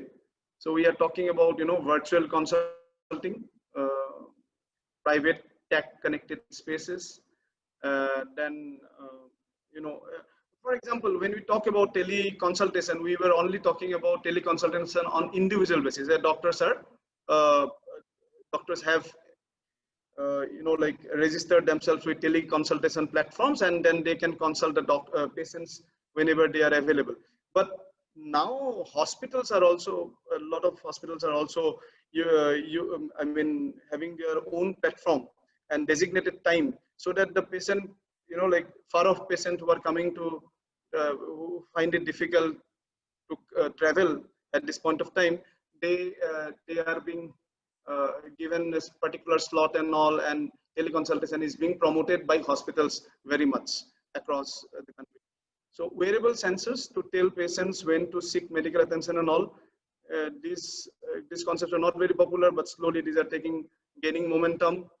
Schedule appointments, even direct the safest transportation routes when going to a clinic or hospitals. Integrated technologies will provide patients with more control in their clinical experience, helping to give them a more proactive role in their own care. Artificial intelligence, again, it is also coming on a big way, like robots and all, using for, like generic requirements, just like it is being utilized in the hospitality industry. So AI will enable quicker, more accurate detection and diagnosis of disease, and it will also help health systems better manage operations. In inpatient areas and all, these concepts will probably slowly will evolve and will come into effect. And now at this point of time, probably it looks very far, but then probably, when we are talking about sustainable and futuristic designs, we have to keep these things in consideration. Genomics influence on care and precision prevention. So, precision is the word of the day. We are talking about nanotechnology. We are talking about, like as precise treatment as possible when we talk about mostly in cancer care and all. So precision medicine and genomics leading to more personalized treatment for acute diagnosis of conditions like cancer. So the design of facilities have to be also done in considering all these evolution in the healthcare industry in terms of technology. So I'm leaving with few more slides, just giving, we have already discussed about this, that the patients come with this kind of negative emotions, and our objective is to develop a positive environment. So these are a few points that I would like to leave you all with.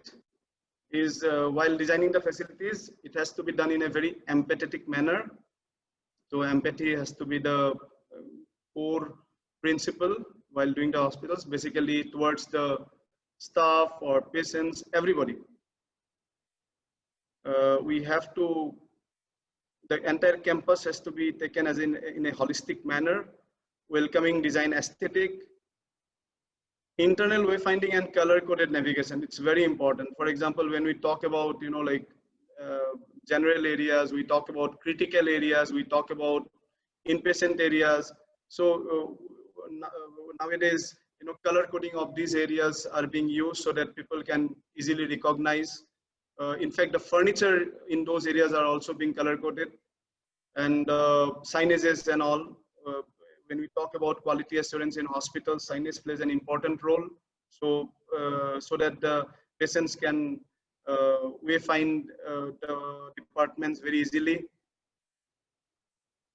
Waiting areas needs to be very, very, because waiting area is, high waiting time is one of the major source of dissatisfaction for patients and attendants. So the waiting areas has to be designed in such a way that they are as pleasing and engaging as possible, with private toilet areas, probably screens, and coffee vending machines and all.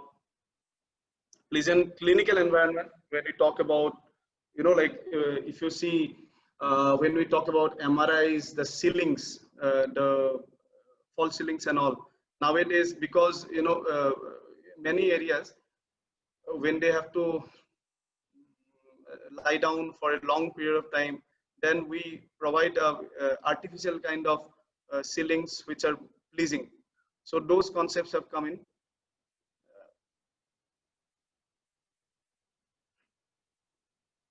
On-stage and off-stage environment, basically the clinical and the non-clinical areas.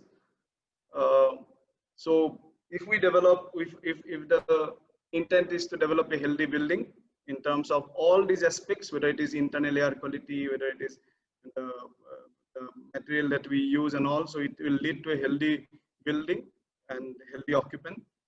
Personalization and choice, we have already discussed about this regarding taking care of the basically the consumers.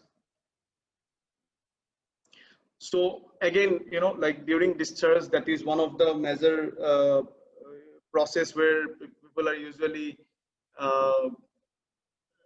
have a lot of complaints, or that may lead to a lot of discomfort, dissatisfaction for the patients and their attendants. So we have to ensure that the entire discharge process is satisfactory for them.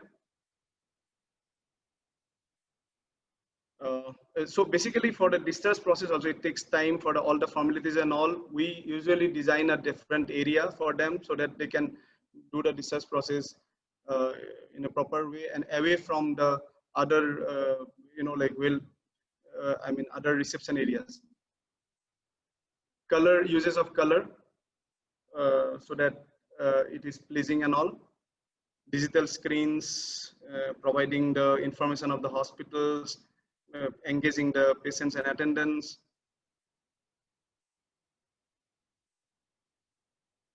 We have spoken about the sensory environment design. So these are the recent trends that we need to use. When a patient or an attendant enters into any space, the environment has a sense, and then it can be the music, it can be the lighting. All these things are coming into effect in designing sustainable healthcare facilities. Yeah, and reflection of its neighborhood. So if you, for example, whenever we are designing a hospital, it has to relate to the culture and of the local area. So we have got a lot of examples where the reception area, there is a backdrop, with the culture that is of the local area that people can connect to. So these are things which leads to very pleasing environment. People feel welcoming. So when we talk about sustainable healthcare, so the basic objective is to make the entire experience of the patient as pleasing as possible, pleasing and safe. Thank you very much. I hope I have been able to share some insights into this topic.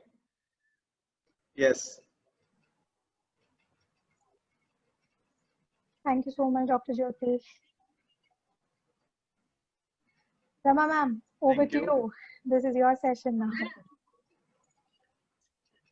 It's just a moderation, question and answers. Question and It was answer, good. yes. So I was just, and I do agree that it was a wonderful presentation. I'm just going back to those questions. Fair enough. We do have a lot of interesting questions.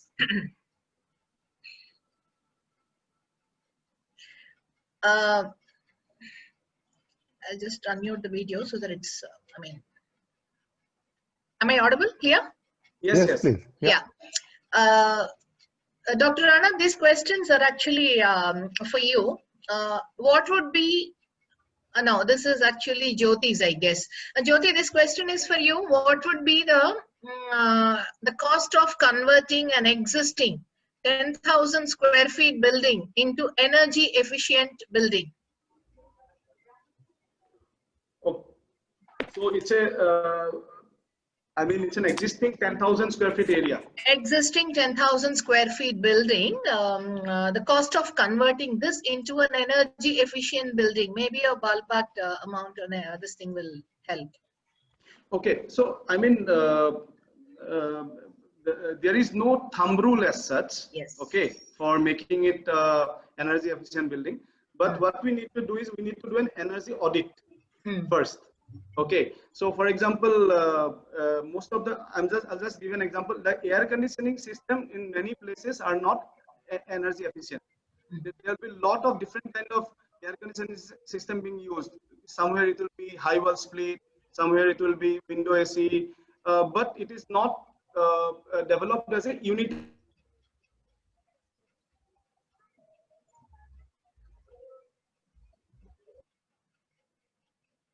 I guess he got logged off again. Yes. Okay, I'll just move on to the Next question. Jyoti. Hello, are you there? I'll just move on to the next question, Dr. Rana. Yeah. This question is a very simple question. When is the next assessor course of QAI? Something called VRV system. So we have people and there is. Yeah, sorry. So I'm saying that we have to do a proper energy audit. Then only we can conclude like what kind of cost will have to be incurred to make it an energy efficient building. But there is no thumb rule as such because some of the things might be there already, you know. So we need to do an assessment, thorough assessment of the facility. Mostly, as I told, air conditioning is an area where there can be a lot of cost saving in terms of power. Then obviously water leakage is a major issue. Dr. Rana also told. So water leakage is a huge issue that needs to be checked, and then incorporating all those energy efficient installations. So, but if we talk only in generic terms that we have a 10,000 square feet area, it is, we don't have a thumb rule. Yeah. Fair enough. This is to you, Dr. Rana. Like, when is your next assessor course and where it is planned? Okay, so thanks. I think the assessor courses are very specific courses. They're conducted when we need assessors. So we have done one assessor training program on green healthcare facilities. We have a couple of trained assessors with us. So we don't know when we are going to conduct, but whenever there is a program, we will announce on the website. And the next question also to you, Dr. Rana, is QAI working in public health space? Not much, but yes, if they are relevant to the work which we are doing, like public health issues related to COVID-19, a bit on that, but we would be happy to discuss what you are looking for. Thank you. And in your presentation, Dr. Rana, you were touching upon VOC, TVOC monitoring. So somebody is asking, can you elaborate on VOC, TVOC monitoring? Okay. So VOC is the volatile organic compounds and TVOC is total organic volatile compounds. And they need to be monitored through air monitoring. So you sample air and then you run it through a equipment called gas chromatograph or any other sophisticated technology to come out how much TVOC, TOVC are there. And TVOC are actually harmful. These volatile organic compounds are harmful, and they are actually the byproduct of couple of reactions and use of chemicals. When you use it like a paint, when you use a paint, you will smell something. So there are a lot of volatile organic compound in that. So that are measured through air sampling and analysis. And there are standards prescribed now that how much should be. They should not be there at all, but you cannot avoid everything. So how much we should be able to try to reduce the presence of VOCs, and now the products are coming which have less content of VOCs and TVOCs. Thank you. Well, next is a very interesting question, Dr. Anna.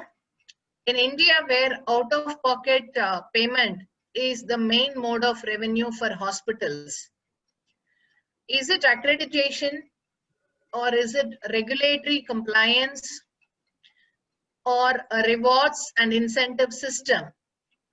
Which of these three will actually bring real improvements in quality service to the patients? Very good question. Thank you, whosoever has asked it. And I think, to be very honest, my experience, sometimes none of these works, on except regulatory, because regulation you cannot avoid it. The regulation or statutory compliances are must. There are no option for that. However, for accreditation, you may have an option because world over accreditation is seen as a voluntary process, but it can be mandated by organizations like, maybe for insurance purpose, maybe for compliance purpose. So this can be mandated, but as a tool, it's a voluntary process. But I think improvement is basically seen as an individual organization perspective. What is the vision of the organization? What they are looking for? So if that is the organizational leadership, as I mentioned in the chapter, the leadership. If leadership is willing to, let's say, for example, for green healthcare, if they really want to improve their systems and they want to reduce the load of adverse impact on the environment, they would look for it. They won't wait for any regulation to come in and ask them to go for it or any. So we provide the accreditation that which is completely voluntary, right? But if you look at the long run, which actually the organization look for, what is there for me at the end? Am I going to get some financial incentive? That is the question mostly people ask. Of course, I think if you look at the end of the tunnel, you will find a lot of benefits which translate to your saving money. And if you save a lot of energy, if your electricity will go down, you're going to get money. If your patients or your staffs are not getting adverse impact, if they're healthier, they're not getting sick, you're going to get more productivity out of your staff.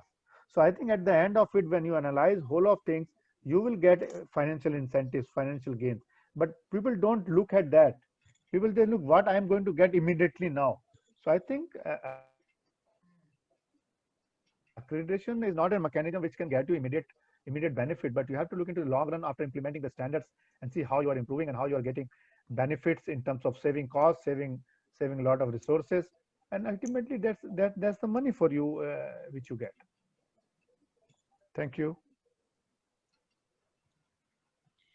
The next question is age-old question. Like, as long as the accreditation was there, this question was there right from the day one. Apart from the administrators, no other employee in a hospital takes accreditation seriously. How can this be improved? Even collecting indicators related data becomes a major issue every month. Thank you so much. Very interesting and important, and linked to the first question itself. Again, it's leadership. It's the leadership who drives it. They may be interested because they want to get benefit, but until unless you engage with everyone, engagement means you engage with your staff, engage with your patient, engage with your communities. Until unless you take everyone together and build a sense of ownership in individuals, that this is going to benefit each of us, it's not a sustainable. You see, the hospital will get accreditation, okay, whatever it is, whether you have an interest or not interest, will get an accreditation and then move on, but it will not get you benefits that you are expecting. So very, very relevant question, that why your staff don't take it seriously, because perhaps you may not be engaging with them. You're not letting them know that you are the owner of this process. Until unless you will do a job, nobody get benefit out of it. So I think engagement, empowerment, accountabilities are the key, where the leadership has to get into action. And I'm sure if you get into that mode of engaging, empowering, and giving the ownership, they will come along and they will start working for it, because they also see the benefit out of it. Thank you. I just would like to add just 2 lines to that. This will happen when quality becomes a culture. And for a quality to become a culture, it takes time. And accreditation is maybe a subset of quality framework, basically. So unless it becomes a culture, organization will not see the improvements. Functional leadership is very important. Only a quality manager working for quality is going to head only in a southward direction only. So it is the functional leadership and the process ownership that is what is going to drive the engagement. And as long as the organizations don't realize it, yeah, this challenge. That's why I said this is an age-old question. It is not just in accreditation. We see this in certifications also. Yeah. And because quality manager is considered to be the responsible person only. That everything is responsibility of the quality manager. That culture has to go away. That's what. Yeah, thank you. See, that is management teams are not aware. Management and ownership promoters level also, they don't know how this has to be driven. We don't blame them also. So this requires a different outlook, and that is why management systems frameworks are very clear. Global management systems frameworks are very clear on all these things. It takes a decade for all these things to become a culture. So early stage, if somebody is really doing it, don't expect miracles. It really it becomes a culture. A lot of savings will happen in the long run. Maturity will come, so it will take about a decade's time. So we all have to wait. The next question is again, how do we relate quality accreditation for healthcare delivery to green healthcare accreditation? Will it be an extension to the current quality accreditation program, or another quality accreditation program for green healthcare? Is there an integrated approach? How is it beneficial to the hospital and to the patient? Hospital and patient. Okay. Yeah, thank you again, and a very important question. If you have looked at my presentation in the standard, what standard is not talking about patient care. They are not talking about what the quality accreditation for healthcare talks about, right? So that's why it's an extension of if a hospital is already accredited to any healthcare delivery standard, then many things are already there. And this healthcare green healthcare accreditation is not going to talk about the care of the patient. It's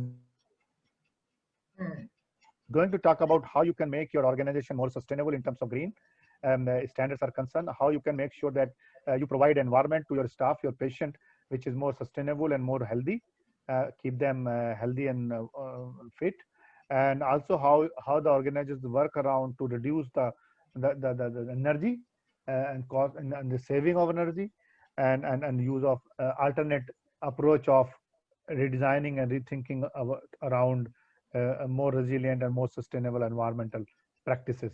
So it's an extension of thing. It's not related to the care being provided to the clinical protocols. It's not talking about how you are delivering clinical protocols, but it's talking about during the delivering of those clinical protocols, if you can save energy, if you can save resources, if you can make it more greener. So it's an extension of that. They are related, but they are not the what do you call it, alternate to each other. And of course, they are beneficial. They are beneficial to hospital and patient. As I mentioned, the cost saving is there, environmental impact is reduced, so you get benefit out of it. On patient, yes, of course, patient gets a healthy environment, so they get a quick recovery. They don't get adverse impact of the bad environment. So that's all about it. Thank you. And maybe I guess both of you can address it together. There's another question, like, we don't have benchmarks in the country for many incidents, common consensus benchmark values. This is again another question we come across, because benchmarks have to come only from accredited bodies, accreditation bodies. Even all of our accreditation structure in the country is almost about 15 years old, and it's very sad actually. Across many accreditation boards, we do have the same issue. They're sitting on a lot of data, and they can release some benchmark values for the industry, and industry also can really, each organization can benchmark itself, and those benchmarks are not available in the country. So asking for your views on that.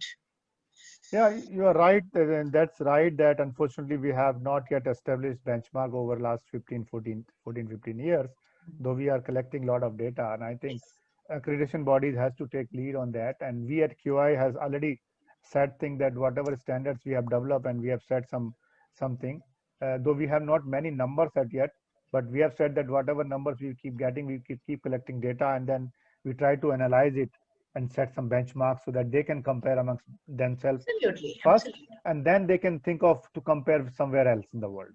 Absolutely. First, let them compare. There are 4 accredited facilities. Let them compare where they are in terms of specific parameters.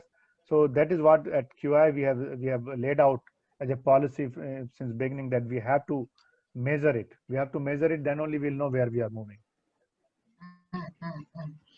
And what is the cost of green healthcare accreditation on the patient? So there are 2 elements here. One is maybe a planning and designing of a green healthcare facility, and then maybe an accreditation cost.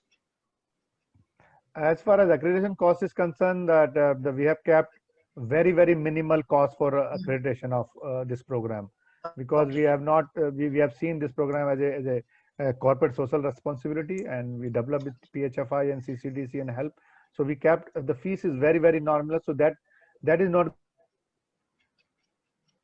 going to impact the cost on accreditation for this is not going to affect the cost on that is for sure.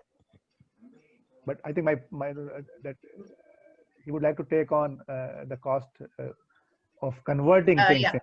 Now I'd like to have a.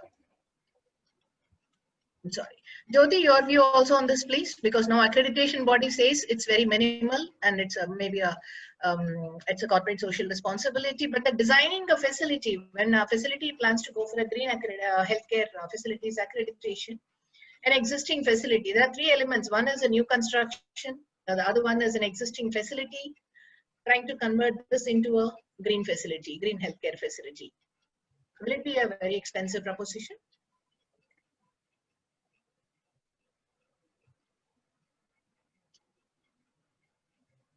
Jyoti?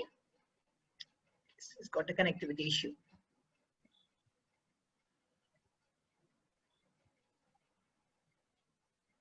Can I just move on to the next question? Maybe I'll come back to Jyoti. Are you there? Yeah, am I audible, Jyoti? Yes, you are very much audible. No, you're muted. Your voice is muted. Sorry, this got disconnected in between. Yeah. Now, just what is the cost of accreditation for a green healthcare facility is question. Now, on the accreditation body side, Dr. Rana has mentioned, but for a facility, at least assuming that an existing facility to convert itself into a green healthcare, just some ballpark figures or something like that. Is it a very expensive proposition? See, first of all, I would like to, what Dr. Rana has also said, that it is high time that green healthcare facilities, for them, the benchmark should have come long before, basically, for adhering to healthcare, green healthcare standards. The reason is that, as we know that hospital is producing so much of waste and all, and it is utilizing so much of natural resource. So standardizing the infrastructure development protocols, those things should have been done much earlier. Just like now we have in terms of process, we have NABH and all, but in terms of developing healthcare facilities, infrastructure, those standards should have come. And now, thanks, QAI and Dr. Vikarana has also developed this kind of things, to which will, for hospitals to adhere to, there will be some kind of impetus. It is very important. And I feel while developing hospital, right from the beginning, those considerations have to be kept in mind. All these green building parameters, green building attributes in the infrastructure. And now there is, as I told, there is no thumb rule, but the efficiency can be brought in all kind of, it is the civil infrastructure, it can be engineering installations. So civil infrastructure in terms of the material uses and all. So if I'm saying that, suppose for example, when we talk about 100-bed facility, if we talk about a 100-bed facility for matter, adhering to all norms, probably it will take around 40 CR in a minimum 40 crore project for developing the infrastructure.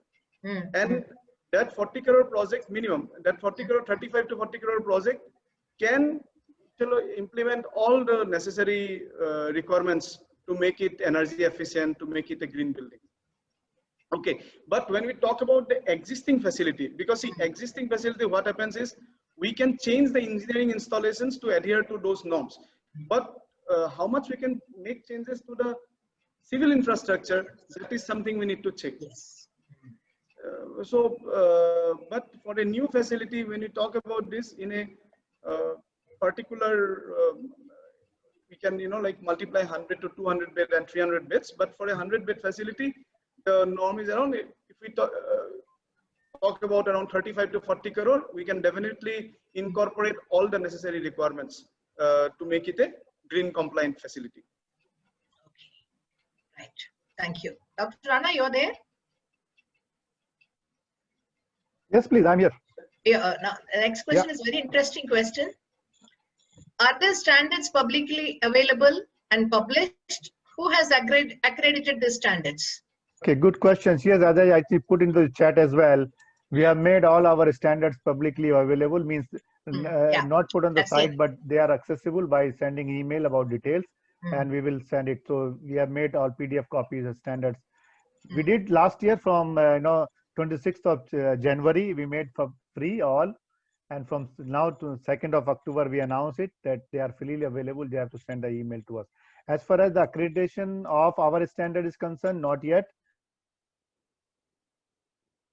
Like we always move for ISCO accreditation for home healthcare and dialysis standards already got ISCO accreditation.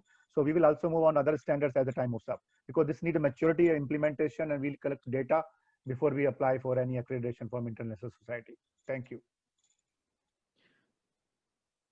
Sorry, you are muted. Sorry. This is one question. Somebody has mentioned the last 25 years of working in this space and interacting with American movements of green healthcare. The problem in the country is always getting these materials. Do we have green alternatives for floorings of critical areas like ICUs and clean rooms other than the PVC or the vinyl floorings? See, vinyl flooring is an evolution. Initially, in critical areas, we used to have epoxy paint and all. And again, when we had these paintings and all, there it was low VOC, they said, but then obviously VOC, it emitted VOC. So, but vinyl floors definitely, like they are compliant. They meet the standards. But we have to go for the medical grade vinyl. We have to go for the medical grade vinyl, and definitely now when we talk about flooring, the gold standard is vinyl as of now. So and that when we talk about other wall treatment or the ceiling treatment and all those things, again there are other solutions apart from vinyl, and low VOC compounds are there. So Mr. Amit was asking a question where he said about how can an old facility implement green compliance. Yes. So I may not be able to say about the cost, but I will say some points. For example, when we talk about the green compliance, one is, as I told, the air conditioning audit has to be done to reduce the power cost, first thing. Second is the water consumption. Water leakage, the entire plumbing system needs to be assessed. So there can be, like lot of water wastage, which can be also very huge. So that is second. Third is the electrical installations. When we talk about the air conditioning is one in terms of power, then the electrical, what kind of lighting is being used in different areas. As we are saying that, LED lights, it has to be replaced with LED and all those things, which are more energy efficient. So the third thing is electrical installations have to be checked and replaced with more sensible fixtures. That is third. Fourth is in terms of waste management. We are talking about the treatment plants. A lot of facilities. So if we live around the metros and all, a lot of hospital doesn't have the required necessary installations. And if somebody is having ETP, they are not recycling the water. So water recycling is very important to utilize it for various purposes. So those kind of things have to be checked. So water reuses, electrical installations, air conditioning installations, all these things have to be checked, and there can be huge cost savings. When we talk about quality, as Dr. Anna was also mentioning, one is probably, like direct cost, direct benefit and indirect benefit, both are there. If the hospital is safe, you are, you are making the hospital safe, the patient gets well soon, you can see more patients, the turnaround time is faster, average length of stay is lesser, so infection is not there. So you are being able to see more patients, the revenue will be better in the hospital. And so these are, definitely these are cost saving measures if we implement proper quality systems. Just 2 or 3 more questions to you, Dr. Jyoti. Green purchasing is also equally important. Will green health include green procurement, HVAC standards, etc.? Sorry, I didn't get the question. Yeah, I just repeat the question. Green purchasing is also important, green procurement. So when we are talking about green healthcare facilities, do we have green procurement options, HVAC standards for green healthcare? Yes, absolutely. Absolutely. As I told, that there is this ASRE guidelines that we follow. Okay. And in India, we have ISRE, Indian Society for Healthcare, Refrigeration and Air Conditioning. So these standards are already there. Established standards are there. Okay. This is for green healthcare? Yes, and they have incorporated the green standards. IGBC have also specified a lot of things for hospitals, air conditioning and all, and the materials that needs to be used in the hospitals. That's also certified materials are there. Or the certified materials, green procurement options is something is what the question is, and somebody is asking like abrasion with vinyl leads to the release of VOCs, which are actually carcinogenic. So we don't have much alternatives. Are there any other good options? Okay, so abrasion of vinyl in flooring. Yeah. If it happens in flooring, so we have to take some preventive measures. One is like the kind of furniture we use, those needs to be checked whether like the wheels are working or not. Or, these are preventive measures I'm trying to say. And whenever there is a abrasion, then immediately heat sealing can be done. So the advantage of vinyl over the erstwhile this epoxy painting is that if epoxy painting there is some problem, then like the OT has to be closed and the entire area has to be chipped in and then repaired. But if there is vinyl issue in terms of abrasion and all, immediately we can call the executor and they can do heat sealing, and it can be immediately fixed. So it is fast and it can be done immediately. So shouldn't be an issue. That shouldn't be an issue. In wall also there is a vinyl wall flex kind of thing, which is very good in terms of like it is a jointless, seamless, so colonize and all those things doesn't happen in terms of antimicrobial surface and all. But yes, those walls there is a chance of some furniture hitting the wall and then there can be a cut, this and that. That can be more often than the flooring. So there. I prefer, otherwise, most of the places, what we can go for is that antimicrobial painting. If there is some issue also, again, we can repair. But in walls, we should go for those antimicrobial painting in most of the places. And in OTs and all, we go for cladding, which is paneling, which you can. Somebody is asking, what about Korean sheets? Maybe it's a material or something. These are all expensive options, Korean sheets and all. I suggest, see, these Korean sheets and all, I mean, people are putting it in OTs as well. Okay. I mean, it can be put in terms of VOC, it is not bad in terms of green, standards. But it's very expensive, and usually there are more economical options. Options. Do we have green standards in the National Building Code? Somebody is asking. National Building Code, if they have not really updated or upgraded to include the green standards, we need to ask them to do it. Yeah, it is. We can definitely write. We can. I mean, Yeah, we can. there can be a lot of recommendations. Yes, there can be a lot of absolutely recommendations. Part of it. This is something which we'll have to make a note of it, and we need to work on this. Also, I would like to mention, as NABH is also updating their standards on regular basis. As you see that they have come up with these OT standards, this and that. So in terms of this environmentally responsible materials, there also these things can be specified that minimum this kind of installations can be done in NABH. People usually follow the NABH standards. So see, that is what it is.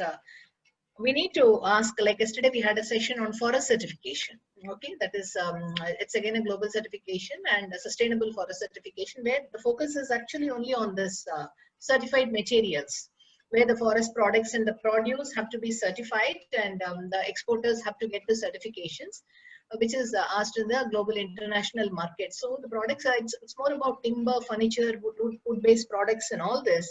So all these things are happening, and this discussion happened yesterday also for the procurement. Certified materials, green materials, do we have, so they're asking for a policy level in a change from the government itself, Commerce Ministry asking them to bring this into the procurement itself. Unless the procurement, it is included in the procurement, these things will not happen voluntarily. That is how it is.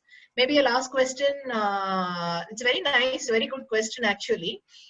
To you, Jyoti, how do you there's a fine, delicate line between managing pollens related infection control and healing gardens in centrally air conditioned facilities.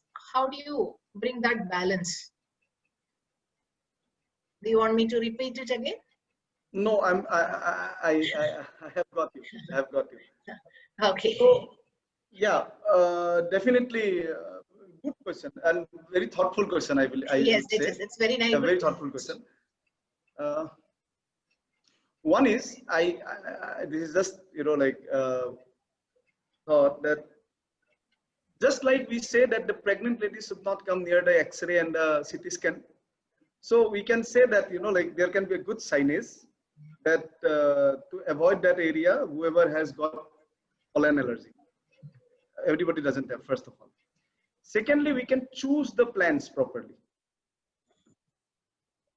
We can choose the plants properly so that we don't expose the people to pollen that issue. It happens. I have worked on a lot of mother and child facilities. What happens is in mother and child facility with birthing, people come with flowers. And the hospital, we say that the policy has to be that you please don't allow people to come in with flowers inside because this will lead to a lot of allergy probably in the newborn also. So these are things which probably policy driven things, and choosing of the plants and all, so that we say that we don't expose people to those kind of issues. Yeah, it can be done. Sorry, you are muted, man. Sorry, I didn't realize. This is my last question to you. Maybe this is coming from me. It's a very interesting presentation, and the kind of rich insights that you brought to the table. Thoroughly enjoyed your session. Actually, what has made me realize is when we say green healthcare facilities, looking at that swanky structures and the size of those buildings, can't you make small hospitals also green healthcare facilities? Yeah. I mean, this is applicable to any sized hospitals. This is, as I said, that this is the philosophy. When we talk about culture, quality culture, it can be a 50-bed hospital, it can be a 500-bed hospital. Space is an issue. Sorry? Space is an issue, is what I'm thinking. A green healthcare facility needs to have a lot of space, and then, for natural things to happen, smaller facilities are crammed inside, so that's what we just, because that's the feeling I had. So smaller facilities cannot be green facilities or what? No. See, choosing of materials doesn't have to do with space, first of all. Okay. Secondly, the engineering installations, we have to anyway put in engineering installations. The problem is that the owners or the promoters doesn't have knowledge about those things.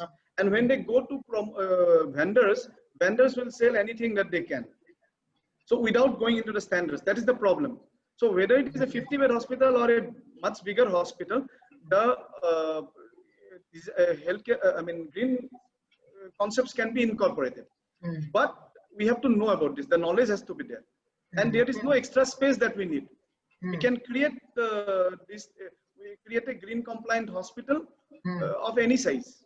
And we don't, that is possible. Very nice questions. Actually, I thought we'll just close the sessions, but then, just maybe somebody was asking COVID-19 challenge. We are using sodium hypochlorite used presently for the COVID-19 globally. And will it impact the green healthcare facilities? Sodium hypochlorite solution. Certainly, because chlorine will come out, the byproduct chlorine will come out, and of course it add to the environmental air. That is what it is. See, everything cannot be said that we have to make green. We have to see whether it is a benefit versus the impact. So if it is required for disinfecting the buildings and the floors and surfaces to make sure the COVID virus doesn't exist, then we have to make use of it. But certainly there are things going on which people are looking at some alternate solutions and mixing things with this so that they can make it more efficient, not only killing the virus or microbes, but also making it more environmental friendly. We should ask healthcare industry also should seek for carbon credit points, something like that. See, these are all the things at a policy level we need to ask the government to incentivize. Yes. Those who are really adapting all those things, because as a consultant association, as I said, we are sector agnostic. So we just attend all this. We are organizing all these things from different domains. I could actually see what is missing is connecting the dots. All these are already discussed in other forums. Right. And we are trying to address this. So we can ask, these are all the incentives, carbon credit points. This is what industries get. Exactly. Other industries get. And I think I would suggest that the hospitals and even individuals, but hospitals can certainly participate in this movement. They can join the Health and Environment Leadership Platform, Absolutely. which is an organization which we work closely, set up by Public Health Foundation of India and Center for Chronic Disease, as well as this Healthcare Without Harm, which is an initiative of Global Green Healthy Hospitals, GGHS, and they work closely with different ministries. Now the procurement, how to make sustainable and resilient procurement in government and private, they are working on it. So many of the questions which are asked related to those contents, they can be addressed. I think that would be interesting for the hospitals. Even it's a free initiative. Any hospital can join that initiative to contribute and get benefit. Even they help, providing monitors also, how to do the indoor air quality monitoring support system. So I think it's good for hospitals to join that. You can send me the request and we can provide you further details. Maybe you and Dr. Rana, you and Integra Ventures all can join hands together and to drive such of those industry-related engagements to benefit the industry. Yeah. Some of those definitely will be interested. And in fact, maybe these questions can be also compiled and seen if we can. We will do FAQs. If there is anything left, and we can, we will do that. That's what maybe what we can do is we can also come out with some FAQs based on this chat. Okay. Yeah. Maybe I guess because the questions keep coming, we will continue with this. A very nice, wonderful Q&A session. I thoroughly enjoyed. Maybe over to you. Sangeeta, are you there? Thank you so much, Rama Madam, for thank you so much for taking this initiative, Rama Madam, and I must compliment CCC for organizing this seminar, and thank you for Integra for participation. It really make very important add on. It's not just the standards. We can bring out a lot of standards, but how to get them implemented is the key. If nothing is implemented, that the standards are just keeping a shelf and almirah, there's no point. So you people have played a very important role in supporting hospitals and healthcare facility to get them to the level of accreditation.